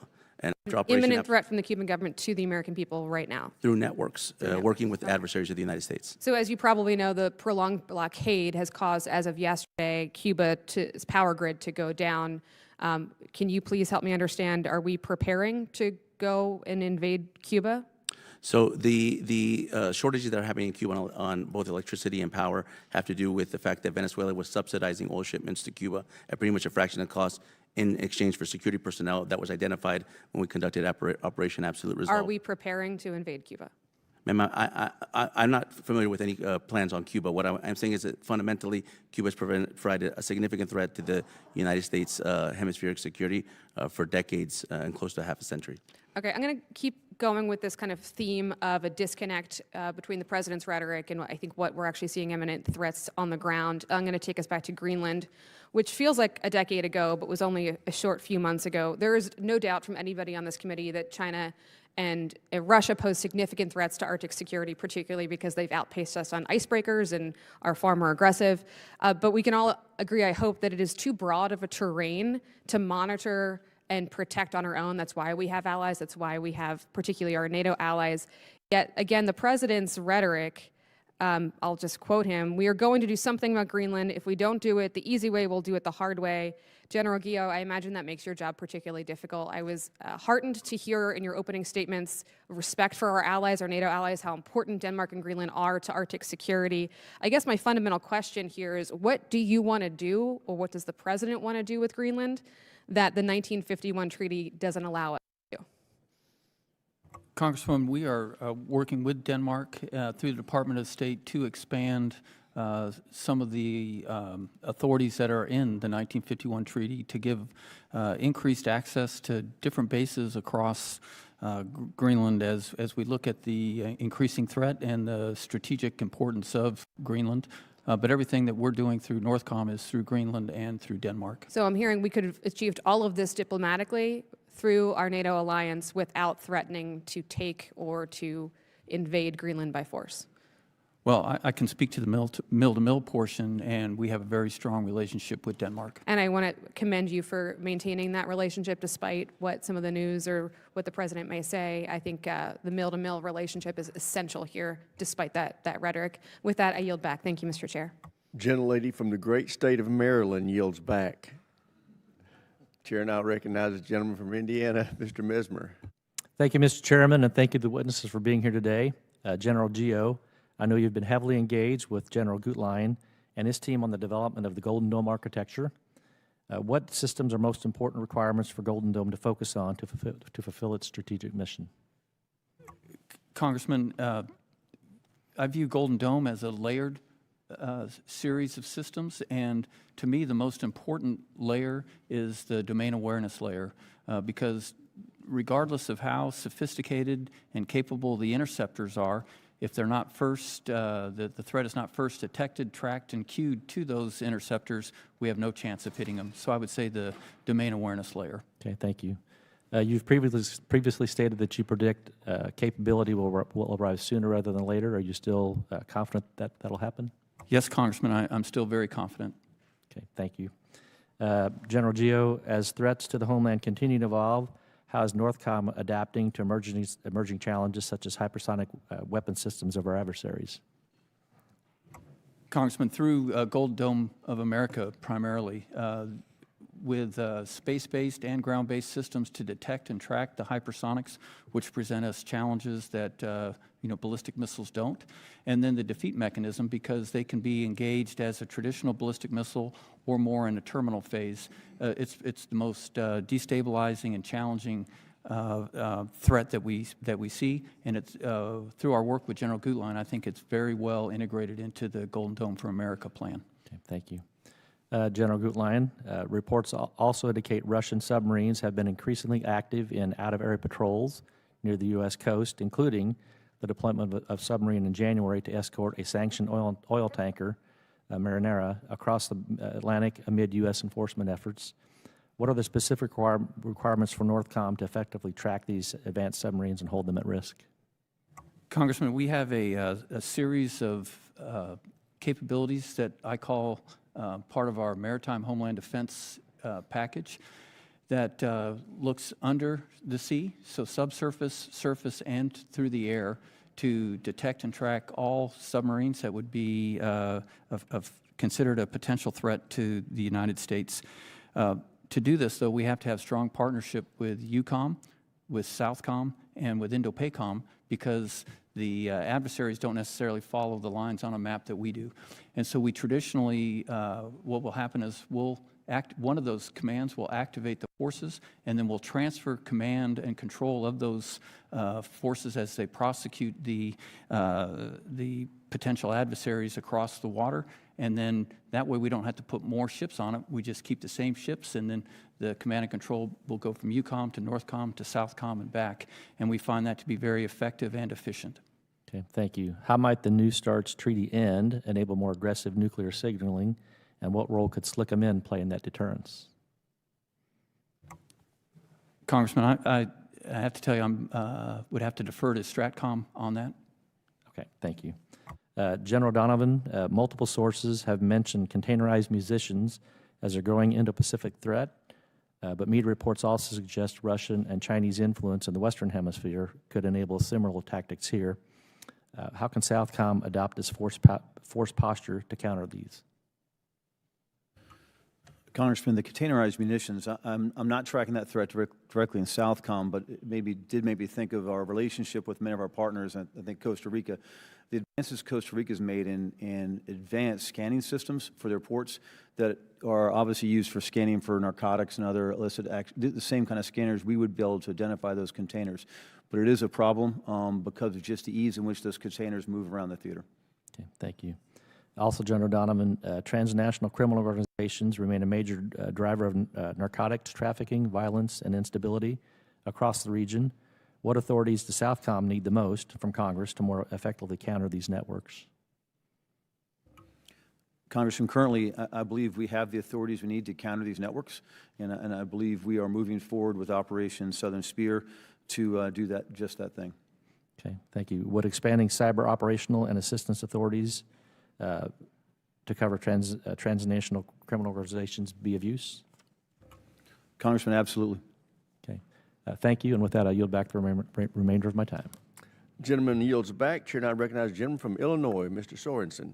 Thank you, Mr. Chairman. I would like to welcome General Guillot, General Donovan, and Mr. Humeyer. Mr. Humeyer, I just wanted to give you another chance to be completely truthful to this committee concerning Congresswoman Elfritz's question. You're saying that there are no plans to invade Cuba at this time, March 17th, 2026, correct? I'm not aware of any plans, Congressman, and I defer to the White House on those decisions. Great. Thank you very much. When we talk about what is necessary for our warfighter and their mission, we often focus on munitions, on strategy, and on capability. But as we've seen earlier this year in Operation Absolute Resolve, the weather played a significant role in the capture of Maduro while allowing every service member to come home to their family.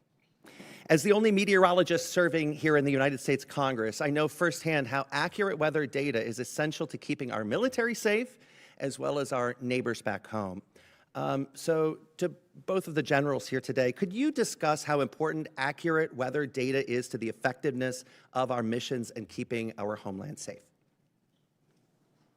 Congressman, I'll start if it's okay with General Donovan. It's the opening part of any one of our mission briefs is I was weather. going to bring that up. It certainly is, and every time we do a mission brief, we have a contingencies, and the first contingency we talk about is the weather. And I'll point out, over the weekend, there was an airliner with a bomb threat that was flying in towards the United States and we talk about 3 dimensions, you know, the 2 dimensions laterally and altitude, but the 4th dimension was the weather that was affecting us to be able, or tried to affect us to go make that intercept. So the weather is central to everything that we plan for and execute. Great. Sir? Congressman, thank you for that. As being a geography major, talking to a meteorologist type person, I really enjoyed hearing your comments. And I think from a aviation perspective to a ground or maritime perspective, I think of the impact of the weather, not only when we plan, but actually through execution, and track very distinct weather data through execution. If I'm returning a ship back to an aircraft carrier, aircraft carrier inbound, the ship, if we increase 10 knots of wind, 2 feet of sea height, we end up having a problem recovering our aircraft. And so the key is that it plays into everything we do, and no amount of technology is going to diminish the weather. We have to be able to predict it and act with it every single day. My grandfather, when I was a kid, he was in the United States Navy in World War II, and my grandpa Sorensen is the reason why I'm a meteorologist today. And if he was living today, he could understand how important it would be to sit in this chair and talk about how important it is that cutting NOAA and the National Weather Service, not only does that impede accurate forecasts for meteorologists during times of severe weather, but I believe the Navy, the Air Force, the Space Force will be at greater risk as our country loses its meteorological supremacy. To Mr. Humeyer, could you please tell me your understanding of weather forecasts and how they keep our service members safe? I think that's an operational question, but fundamentally, I mean, the weather is in all kinds of operations, whether it's related to inclement weather, and we have a hurricane season that often hits the Caribbean, and a lot of our partners ask for humanitarian assistance, disaster relief. So weather's a critical component. Are you aware of the lifted condensation level? I'm not. Okay, that's the base of any cloud, okay? So anyone flying with the Navy or the Air Force, it has an essential understanding of keeping aircraft away from a line of sight. As you mentioned, General, every ops briefing begins with the weather. And maybe it's not just meteorological understanding. Mr. Humeyer, do you understand what happens when we cut funding to an already lean NOAA? Why would you believe that we could ever be in a better situation today with less accurate data? I'm not aware of that funding cut.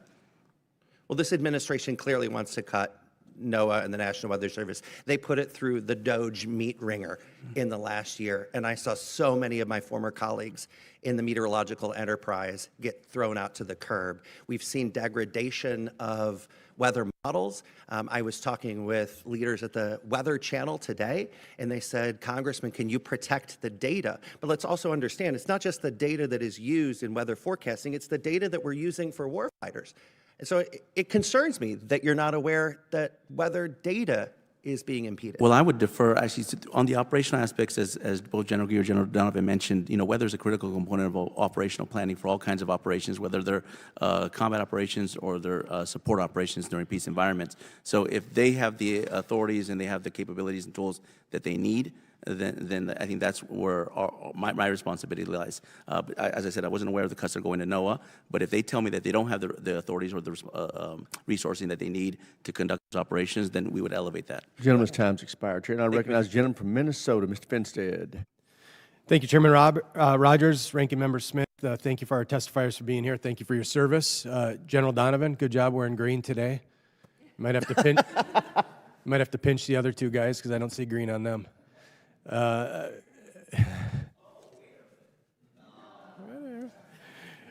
Throughout your testimony today and throughout your answers to the questions of many of my colleagues, we've heard much about the many ways which NORTHCOM and SOUTHCOM ensure our global security and help maintain stability throughout the Western Hemisphere. The importance of a strong NORTHCOM and SOUTHCOM has been made abundantly clear. General Guillot, as you know, effective operations in the Arctic require specialized training and equipment under the best of conditions, and there's no substitute for real-world experience and training in the region. It's critical to have designated Arctic units that are specifically trained and equipped to execute their assigned missions in all conditions. For example, my home state of Minnesota, we experience it all. We're hardy folks. Unfortunately, we're known for a few other things right now, but we definitely are known for our weather, and we're experiencing that right now. Minnesota offers this unique environment for testing these capabilities with the cold climate and the presence of Lake Superior. The lake's vast expanse, deep cold waters, and extreme winter conditions closely mimic harsh environments of the Arctic. There's only so many places in the homeland that offer that, and we're proud to have that and be that in Minnesota. So, General Gio, what are the primary challenges NORTHCOM faces in conducting military operations and testings in the Arctic environment? Congressman, I would focus on two. One of them you just mentioned, which is the ensuring that all the forces are trained and equipped with the equipment that it takes to operate in those harsh environments. The other is we have to actually do that training. And so we just completed Arctic Edge, which is exercise in Alaska, which is traditionally held during the period of the year with good weather. And I intentionally moved it back into February, March. So we would have the air crew and the maintainers operating and preparing aircraft to work in those harsh environments, and we're learning a lot. The second part is the forces that are in Alaska, in Minnesota, in Michigan, Upper New York are all very good at operating in that environment. But if they push forward in a conflict to another region, their backfill is probably a unit that is not used to that. And so I'm trying to identify within the services the specific units that require that type of training so they can do that. And the last thing I'll point out very quickly is I'm working very closely with General Steve Nordhaus, who's the chief of the National Guard Bureau, on increasing in the U.S. our training opportunities so we don't always have to do it in Alaska, so we can do it in Minnesota, Michigan, and New York, and expand the opportunities for stateside units to get that Arctic-type training. Great to hear that. So a little bit more depth on this. So how does NORTHCOM assess the effectiveness of its current Arctic training and testing programs? Can you describe the importance of improving these capabilities? You alluded to it a little bit, but you know we in Minnesota are looking forward to continuing to grow and work with increasing capabilities, testing, range. We have the resources, we have the deep water, we have, I mean, it's on the homeland, right? So this is something that we can control. And so just maybe a little bit more about, you know, kind of what are the metrics that you use to measure the effectiveness? Congressman, what I use is their ability to come quickly and operate inside of one of our operational plans. And I would say the best we have is our Special Operations Forces. We have identified units that go up there and train regularly and expand their mission, not only in Alaska or in the northern part of the U.S., but also into Greenland. And I don't mean this as a criticism, but the Air Force is probably the most challenged because most of, so many of the bases are in the southern part of the U.S., and so many of the U.S. Air Force units have been on rotation in the Middle East for years and years, and that's the environment where they've gotten their most training. And so I'm working very closely with General Wilsbach and his staff to get more of the Air National Guard and regular Air Force units trained in the Arctic environment. That's great to hear. Minnesota is open for business. We welcome you. You bring the jets, we'll bring the cold weather and the climate that will provide our warfighters the awesome opportunity and training. Thank you again for being here. Thank you for your service. And Mr. Chair, I yield back. Thank you. The chair now recognizes Mr. Vasquez from New Mexico for 5 minutes. Thank you, Mr. Chairman. General Guillot, General Donovan, and Assistant Secretary Hugh Meyer, thank you for being here today. Over the past month, there have been several incidents that have caused myself and other members of Congress to question the Department of Defense's ability to coordinate effectively with other U.S. agencies. On February 11th, the FAA shut down the El Paso airport and airspace with no warning to local officials, residents, or lawmakers such as myself. The FAA said the airport and airspace would be closed for 10 days, citing special security reasons. As the Southern New Mexicans that I represent woke up to this sudden news, absolute chaos and confusion ensued. The public, myself, and other members of Congress were left in the dark, wondering if there was a more serious threat that we were unaware of, as was originally indicated, which led to widespread speculation and misinformation. After Representative Escobar and I launched a congressional inquiry, the airport quickly reopened, but for multiple days we received conflicting information from the Department of Defense, Fort Bliss officials, DHS, and the FAA as to exactly what had happened. FAA staff told my office the temporary flight restriction was pre-planned, but the FAA administrator instead tweeted that there was an active threat. Then we learned it was related to DoD technology in the hands of Border Patrol after an explanation of shooting down a party balloon. Meanwhile, nearly half of the flights out of El Paso that day were canceled, with thousands of people affected by this incompetence. Overnight, medevac flights were suspended. A similar incident happened only 2 weeks later when the DoD accidentally shot down a CBP drone after CBP failed to notify the department of an ongoing exercise. This led to the FAA issuing a temporary flight restriction over Fort Hancock that still remains in place today. Assistant Secretary Humeyer, can you explain where exactly the breakdown of communication was between the Department of Defense and the FAA? Thank you, Congressman, for the question.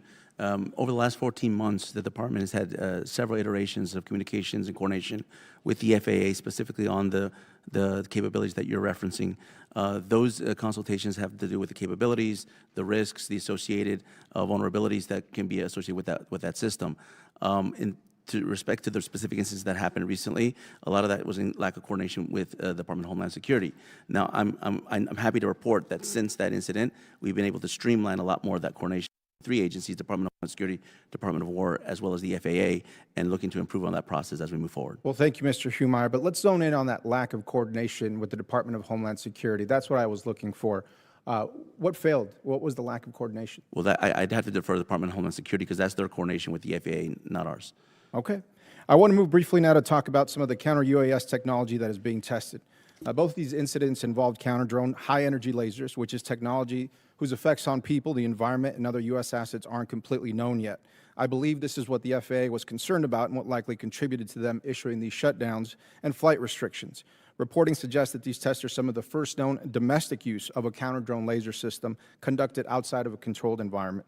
Assistant Secretary Humeyer, how has the department determined that these types of drones were ready at the time to be tested outside of a controlled environment, and what are the possible risks to civilians and other U.S. assets? So the high-energy laser system, Congressman, that you're referring to is something that detects at a very meticulous level whatever aerial threats that can be presented, particularly as they relate to unmanned aircraft systems. So in the case of the incidents that you're talking about that happened in recent weeks, the system worked. It actually took out what it detected could be a potential threat, not mitigating any vulnerabilities or mitigating any vulnerabilities that would be present to larger aircraft or civilian uses of other. Thank you, Assistant Secretary. And I think that's the important thing where the coordination has to be in place with the respective agencies, with DHS and FAA. Just what you mentioned, that if there is no imminent threat, especially to commercial airliners, that needs to happen before we shut down international airspace. It's been about a month since Representative Escobar and I sent a letter requesting a specific briefing on this issue and what led to the sudden closure of the El Paso airport. We have not received any response. Is this something you can commit to, a briefing for myself and Congresswoman Escobar? Congressman, happy to take that back and get back with your office within appropriate time. Is that a yes? Yes. Okay, thank you. Lastly, I'd like you to pay special attention to recent letters submitted to state and federal offices by 5 Texas sheriffs regarding the proposed border wall project in Big Bend National Park. Please take heed from local law enforcement and consider their advice. Mr. Humeyer, does the Department of Defense or the administration plan to dignify these sheriffs with a response? Again, I'm happy to take that back. This is the first time I'm hearing about it, so I'd have to coordinate with my office and have a response for you in short time. Thank you, Mr. Humeyer. Chairman, I yield back. Thank you. The chair now recognizes Mr. Whitman from Virginia for 5 minutes. Chairman and gentlemen, thank you so much for joining us today. General Guillot, I want to start with you. Last year when you were here, we talked a lot about drone incursions there at Joint Base Langley-Eustis, and you talked about coordination between NORTHCOM and DOW and making sure joint agency responsibility was clear and making sure that things could happen. You also talked about purchasing flyaway kits to make sure that they were mobile and they could go to places where we had these issues, as well as having resident capability at some of our most important bases. I want to get an update from you on that, and also want to ask you, too, about the importance of proliferated sensor networks. In last year's NDA, I was able to get a section in there that talked about using these sensor networks that are already at our civilian airports and making sure that we integrate them into DoD data systems so we have a much broader perspective about what's happening, especially in our efforts to counter unmanned aerial systems there. Can you give us an update on where NORTHCOM and NORAD are in using that sensor data that comes from our civilian airports through the FAA in order to get a more complete picture of counter-UAS efforts and UAS threats? Yes, Congressman. On the sensors, I would point out also in El Paso, they're the leaders, I think, that we've seen in taking a variety of sensors and tying them together into a comprehensive picture. And so I think it's through the University of Texas, El Paso.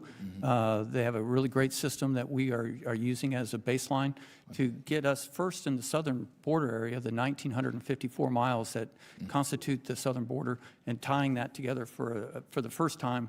Obviously, with radar and manned aircraft, we have that, of course, all over the world, but for UAS along the border. And so we'll continue to work with that. We've made a lot of progress in the last year, and I would expect that to continue exponentially in the future.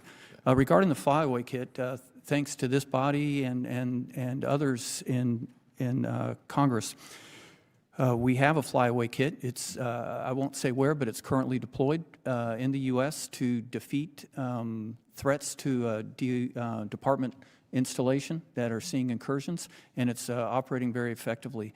Also last year, I asked for 4 improvements to counter-UAS authorities, all of which were granted over the year. So at this point in time, I have 0 requests for additional authorities, and we should get 2 more of the flyaway kits in the next month. Perfect. Thank you. Thank you, sir. General Donovan, we know how important our ARGMUs are. That's presence around the world for emergency response, for human needs, you name it, disasters, we're there on station. And we know that the ARGMU 3.0 requirement, that is being able to generate 3 ARGMUs, is incredibly important. Our amphibious ready groups, Marine Expeditionary Units, are key to our ability to project power around the world. We've seen that happening now there in Southcom. We see there with the 22nd MU and the Iwo Jima ARGMU or ARG, how important that presence is. I wanted to get your perspective on how things are underway there with this ARGMU. We know that ARGMU deployments, like everything else, are limited, so there's only so long they can stay before we have to bring those Marines and sailors back home. The challenge is needing that presence there. What's going to happen when the 22nd MU comes back home and the Iwo Jima ARG comes back home? Will there be another ARGMU to replace that? How important it is for that replacement to take place? And what will happen if we don't have an ARGMU that can replace the current on-station Iwo Jima and the 22nd MU? Congressman, thank you for highlighting and recognizing the importance of that ARGMU team. Really, if you think about off of the coast of Venezuela at 12 nautical miles out, like you mentioned, the Iwo Jima, I think about the capabilities we all focus on. It could be strike aircraft, or it could be that quick reaction force. I think about a Roll 2 surgical suite that is available to respond to the ambassador's needs at any time. That's unique. So as we look at the ended time, if we extend that ARGMU, which I've asked to extend the ARGMU for a couple more months, after that, what are the creative, tailored solutions we can make to make up for a lack of, like you said, that 3.0 ARGMU presence we call heel to toe. When one goes out, one comes in. Until we get to that point, we'll have gaps, and those are significant gaps, because that ARGMU is the true Swiss Army knife inside the department. Fantastic. Thank you, Mr. Chairman. With that, I yield back. Gentleman yields back here, and I recognize the gentleman from California, Mr. Cisneros. Thank you, Mr. Chairman. Thank you all for being here today to answer our questions.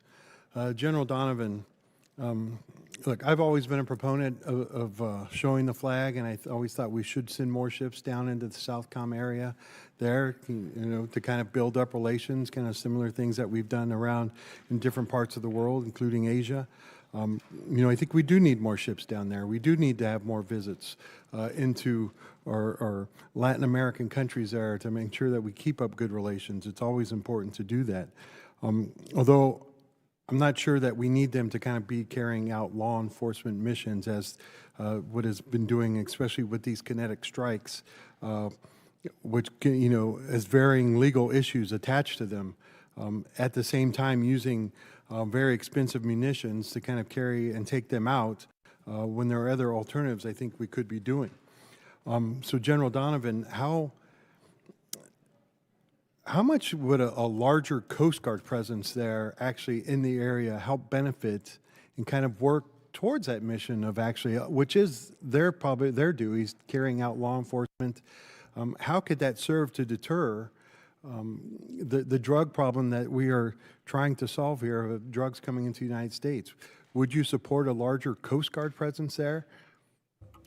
Congressman, absolutely. And the Coast Guard Commandant and I have been talking about that very thing, because the Coast Guard, such a powerful capability with that both law enforcement capability and an operational tactical that we can bring, and partners really want to have that Coast Guard touch point. So we're in active conversation with the Coast Guard to do so, Congressman. Well, thank you for doing that.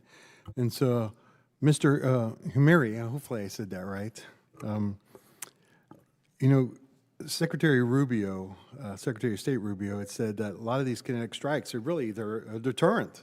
It's helping propel the drug trafficking coming into the United States from these Latin American countries by doing so. Now look, we could shoot suspected criminals dead on the streets here in the United States, and that would be a deterrent to reduce crime here in the United States, but it doesn't necessarily mean that it's legal in order to do that, and neither are these strikes.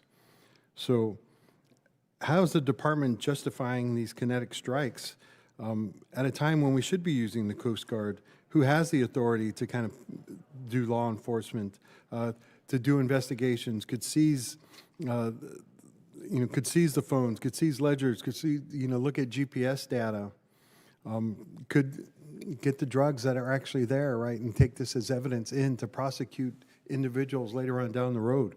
Why are we not, or why have we not been using the Coast Guard more in order to do this mission? Well, thank you, Congressman, for the question. We have been using the Coast Guard. Interdiction's been going on for decades inside Latin America. Last fiscal year, we had record seizures on interdiction, but interdiction is necessary. I know, but we've made a decision to blow these vessels up, correct, boats up, rather than to kind of pursue the legal, Coast Guard. Correct, and I can explain that interdiction is necessary but insufficient. Deterrence has an additional effect, a signaling effect on narco-terrorists to raise the risks associated with movements. But and we've seen 20% reduction in the Caribbean and a 25% reduction in the Eastern Pacific. You can make the argument for deterrence this whole time about like, oh yeah, we're deterring them, but that does not make it legal. So I think this is something we need to go back, the Department of Defense needs to reevaluate, right? Just because we can deter a crime by doing a certain thing and blowing up a vessel, that does not necessarily make it mean that, okay, it's a legal way of action that we can pursue. And so that needs to be kind of continued to be reevaluated, which is why we need this larger Coast Guard presence. Congressman, we've been using interdiction for the last 20, 30 years, and they haven't had the same results as we had. My questions are done. I'm reclaiming my time here. Gio, I asked this question last year, and I'm going to ask it again. The Russians continue to kind of test the ability of kind of flying into the Alaskan airspace there. They're continuing, trying to push us to see what we can do and how far they'll go. And at the same time, the ice melting, the opening up sea lanes in the northern polar regions there are continuing to increase traffic into that area. So over the last year, what is the increased threat in that area with the increasing of the opening of the sea lanes, the Russians continuing to push this? How are we deterring that? Congressman, you're right. The number of incursions by Russian aircraft into the ADIZ has increased over the last year. It's on a trend. Gentleman's time's expired. Chair, recognize the gentleman from New York, Mr. Ryan. Thank you. Thank you, Mr. Chair. Thank you all for being here. General Guillot, I want to thank you for following up aggressively with our team, specifically around issues that I know have been brought up on drone and UAS. Your team has been phenomenal working with us on the incident that happened at Stewart Air National Guard Base in my district. Your testimony last year, we talked about the 130I, and I just want to commend you and your team and everybody on the committee, all working together to address that issue, and we appreciate that. I want to thank you for that, sir. Obviously, there's a lot more to do, but let us know what you continue to need on that. I want to use the remainder of my time to talk about something that a few colleagues have hit on, but I think is deeply concerning to a lot of folks, which is the continued deployment of U.S. troops, both federalized Guard troops and active duty troops domestically, which I think we all know, if we're honest with ourselves, is not only legally wrong, but just wrong in our guts. Assistant Secretary, since June 2025, the administration has deployed over 10,000 federalized Guard troops and active duty Marines to 6 American cities: LA, DC, Memphis, Portland, Chicago, and New Orleans. I would note that half of them were directly over the objection of local law enforcement, elected officials, governors in those areas. I would also note that the CBO puts the total cost through December 2025, I'm sure it's higher now, at $496 million, $500 million of hard-earned American taxpayer dollars. A Senate committee report estimates the DC deployment alone will cost $332 million through February of this year, 2026. In LA, and I think this merits special note, and I know Mr. Whiteside's hit on this wasn't just the Guard. The administration made a very deliberate decision to deploy about 700 active duty Marines into an American city to repeat deploying U.S. troops against U.S. citizens on American streets. Then, building on that, despite multiple courts at every level blocking and saying that those deployments were not lawful, the President released an executive order, 14339, that directed every state to form a quick reaction force with the express intention of, quote, quelling civil disturbances. The Washington Post reported these QRFs would be composed of hundreds of Guard troops tasked with rapidly deploying into American cities, facing protests or other unrest, with 600 troops on standby at all times so they could deploy in as little as 1 hour. As I'm sure you know, DC actually just stood up this unit, the 260th Special Purpose Brigade, specifically designed to deploy these troops domestically. Again, I want to note throughout each of these steps, the third branch of our government, outlined in our Constitution over and over, has said these are not lawful deployments in many cases. Despite that, on September 30th at Quantico, and I'm sure at least one of the two of the senior military leaders were here, the President told a room full of senior military commanders, quote, "We should use some of these dangerous cities as training grounds for our military," and described America as facing, quote, "an invasion from within." Thankfully, on December 23rd, the Supreme Court, by a wide margin of 6-3, upheld the lower court ruling, specifically in the Trump versus Illinois case, and specifically said the administration lacked legal authority to federalize the Guard under Section 12406. 3 conservative justices, including the Chief Justice, as well as Justices Barrett and Kavanaugh, joined that majority, did the right thing, and said the administration, quote, failed to identify a source of authority for the deployment.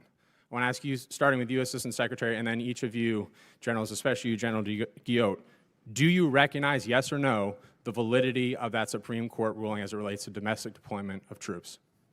Congressman, yes or no, please, sir. Congressman, I recognize the validity of the operations under Title 10 and Title 32. General?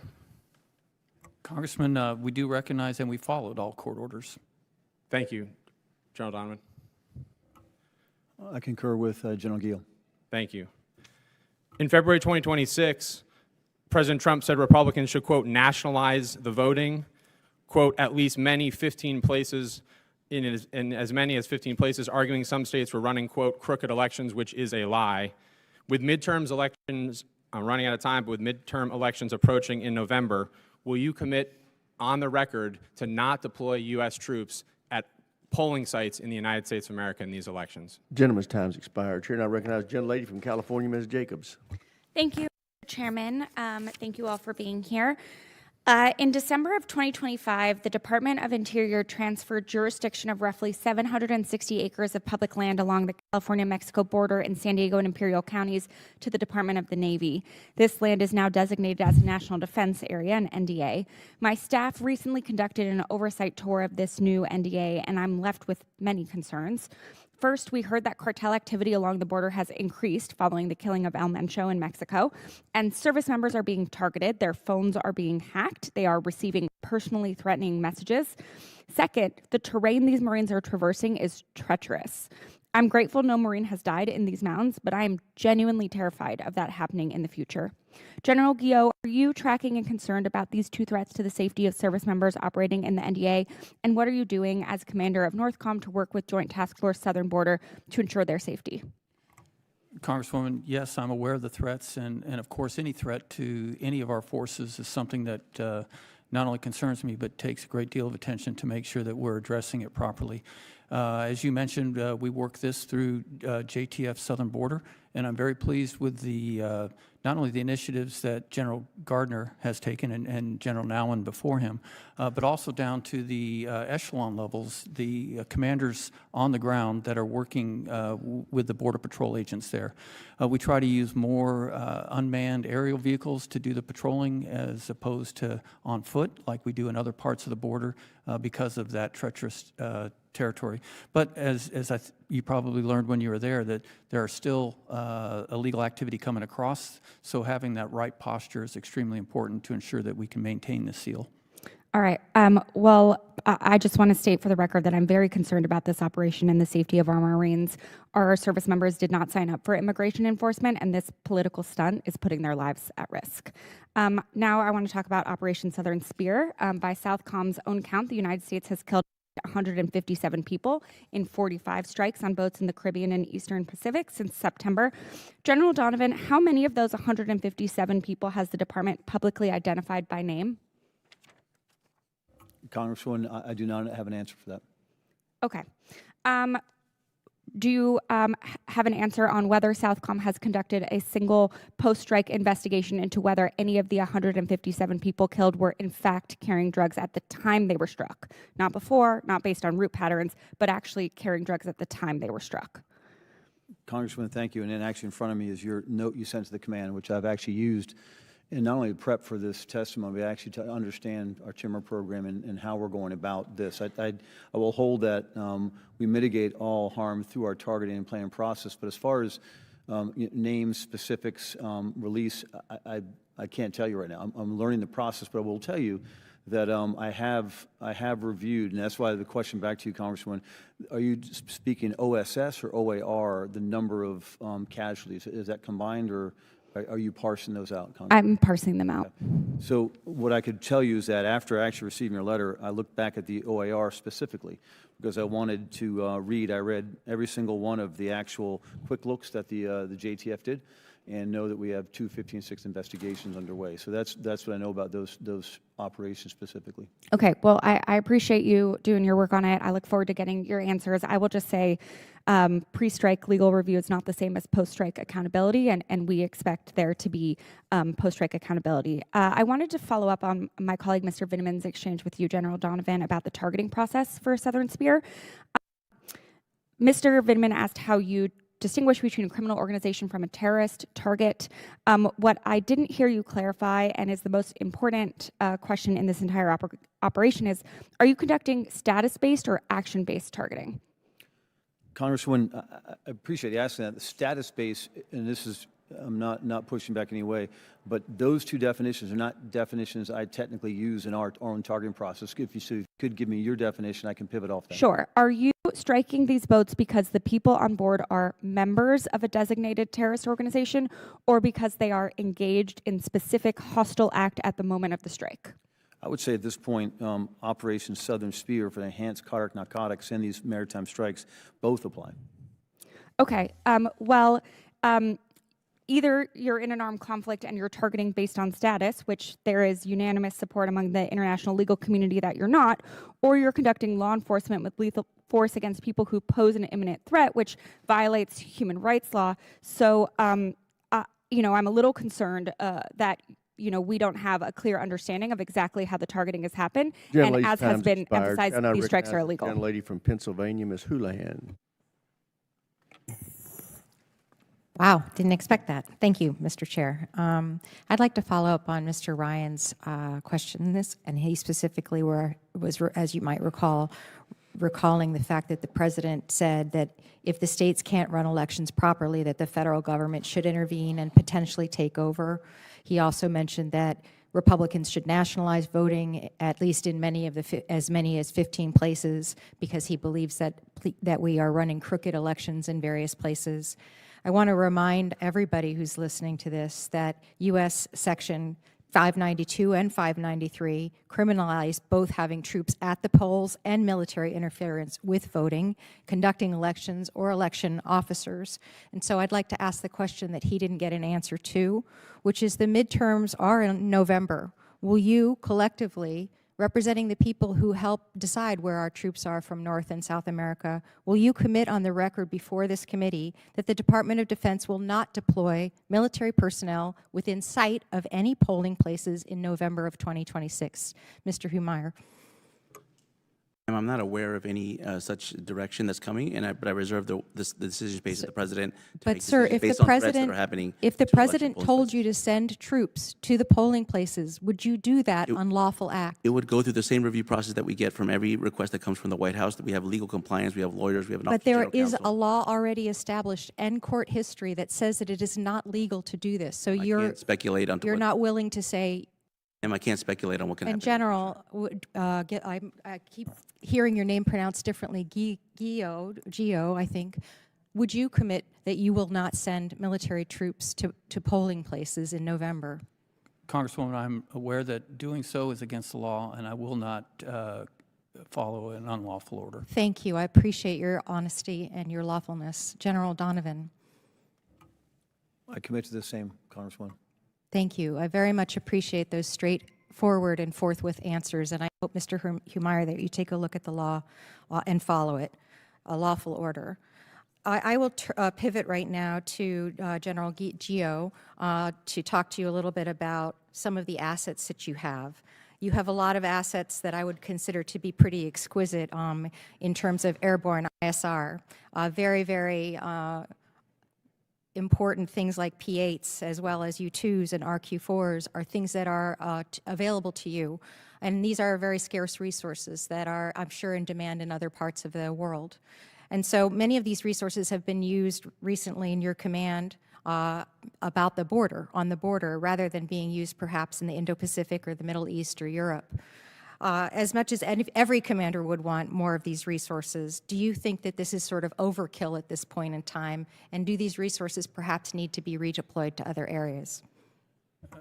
Congresswoman, I agree with the importance of the airborne ISR, and I do not think it's overkill for our mission. In fact, we could use more, but I would like to point out that within the authorities that I have under the GFM, I have shared those assets with CENTCOM, with Southern Command, Indo-PACOM, and with EUCOM, making sure that they're used in the place where they're needed most at the time, while I continue to conduct the missions that have been tasked of me to ensure that we have a seal of the border and can counter cartels.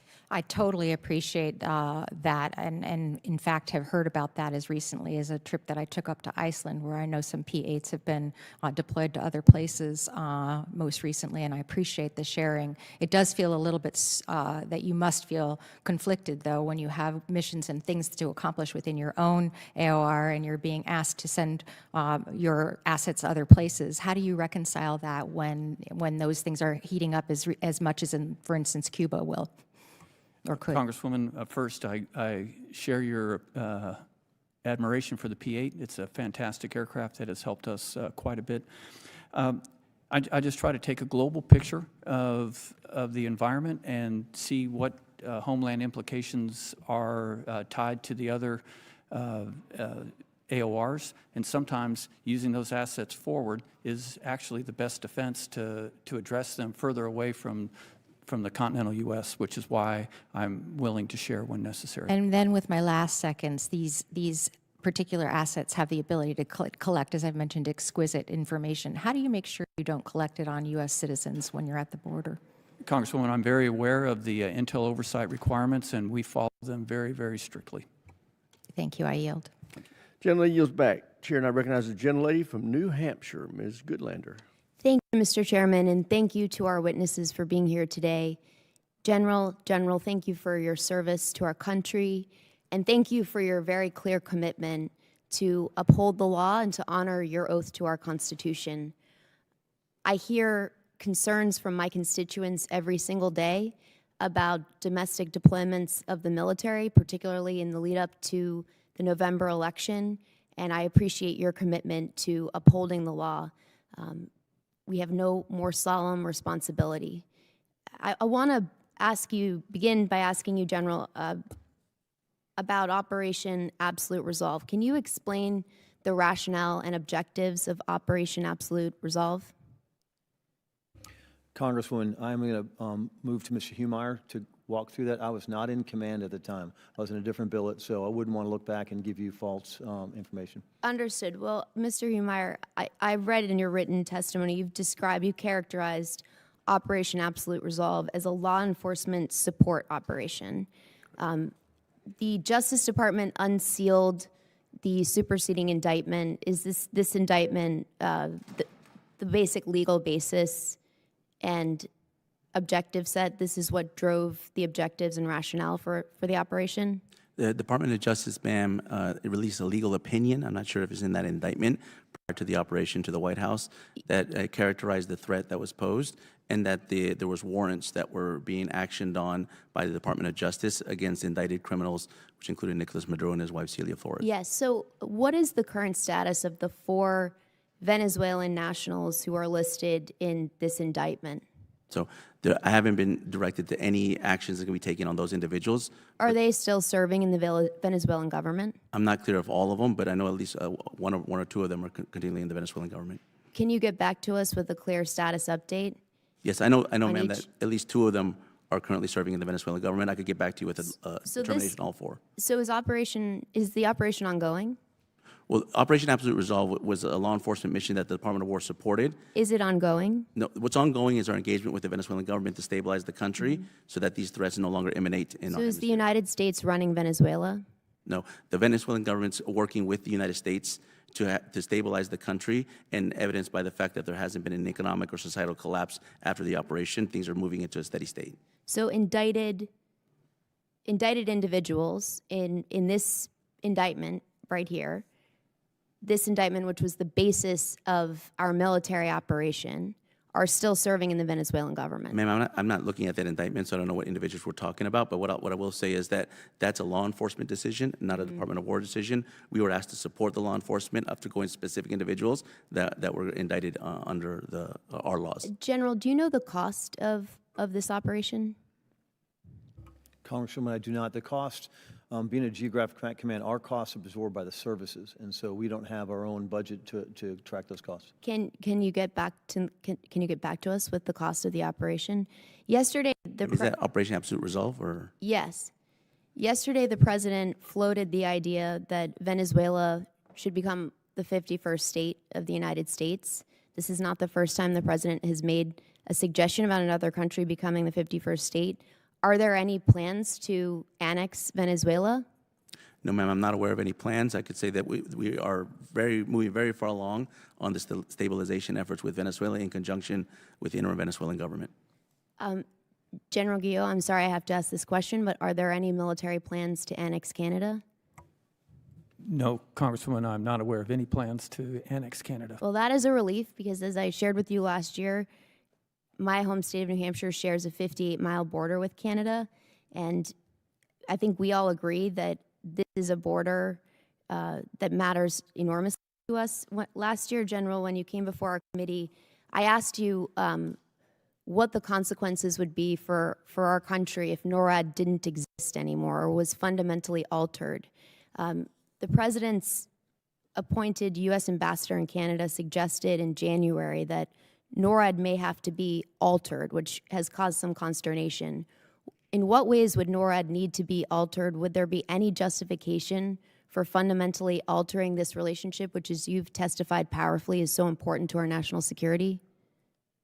Congresswoman, I think the ambassador was talking about having to alter how we employ if they had fighter aircraft that were not interoperable with our fighter aircraft, which we have now. They can share data links, mission planning, execution capability.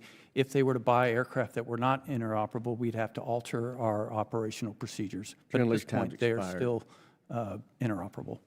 Thank you, General.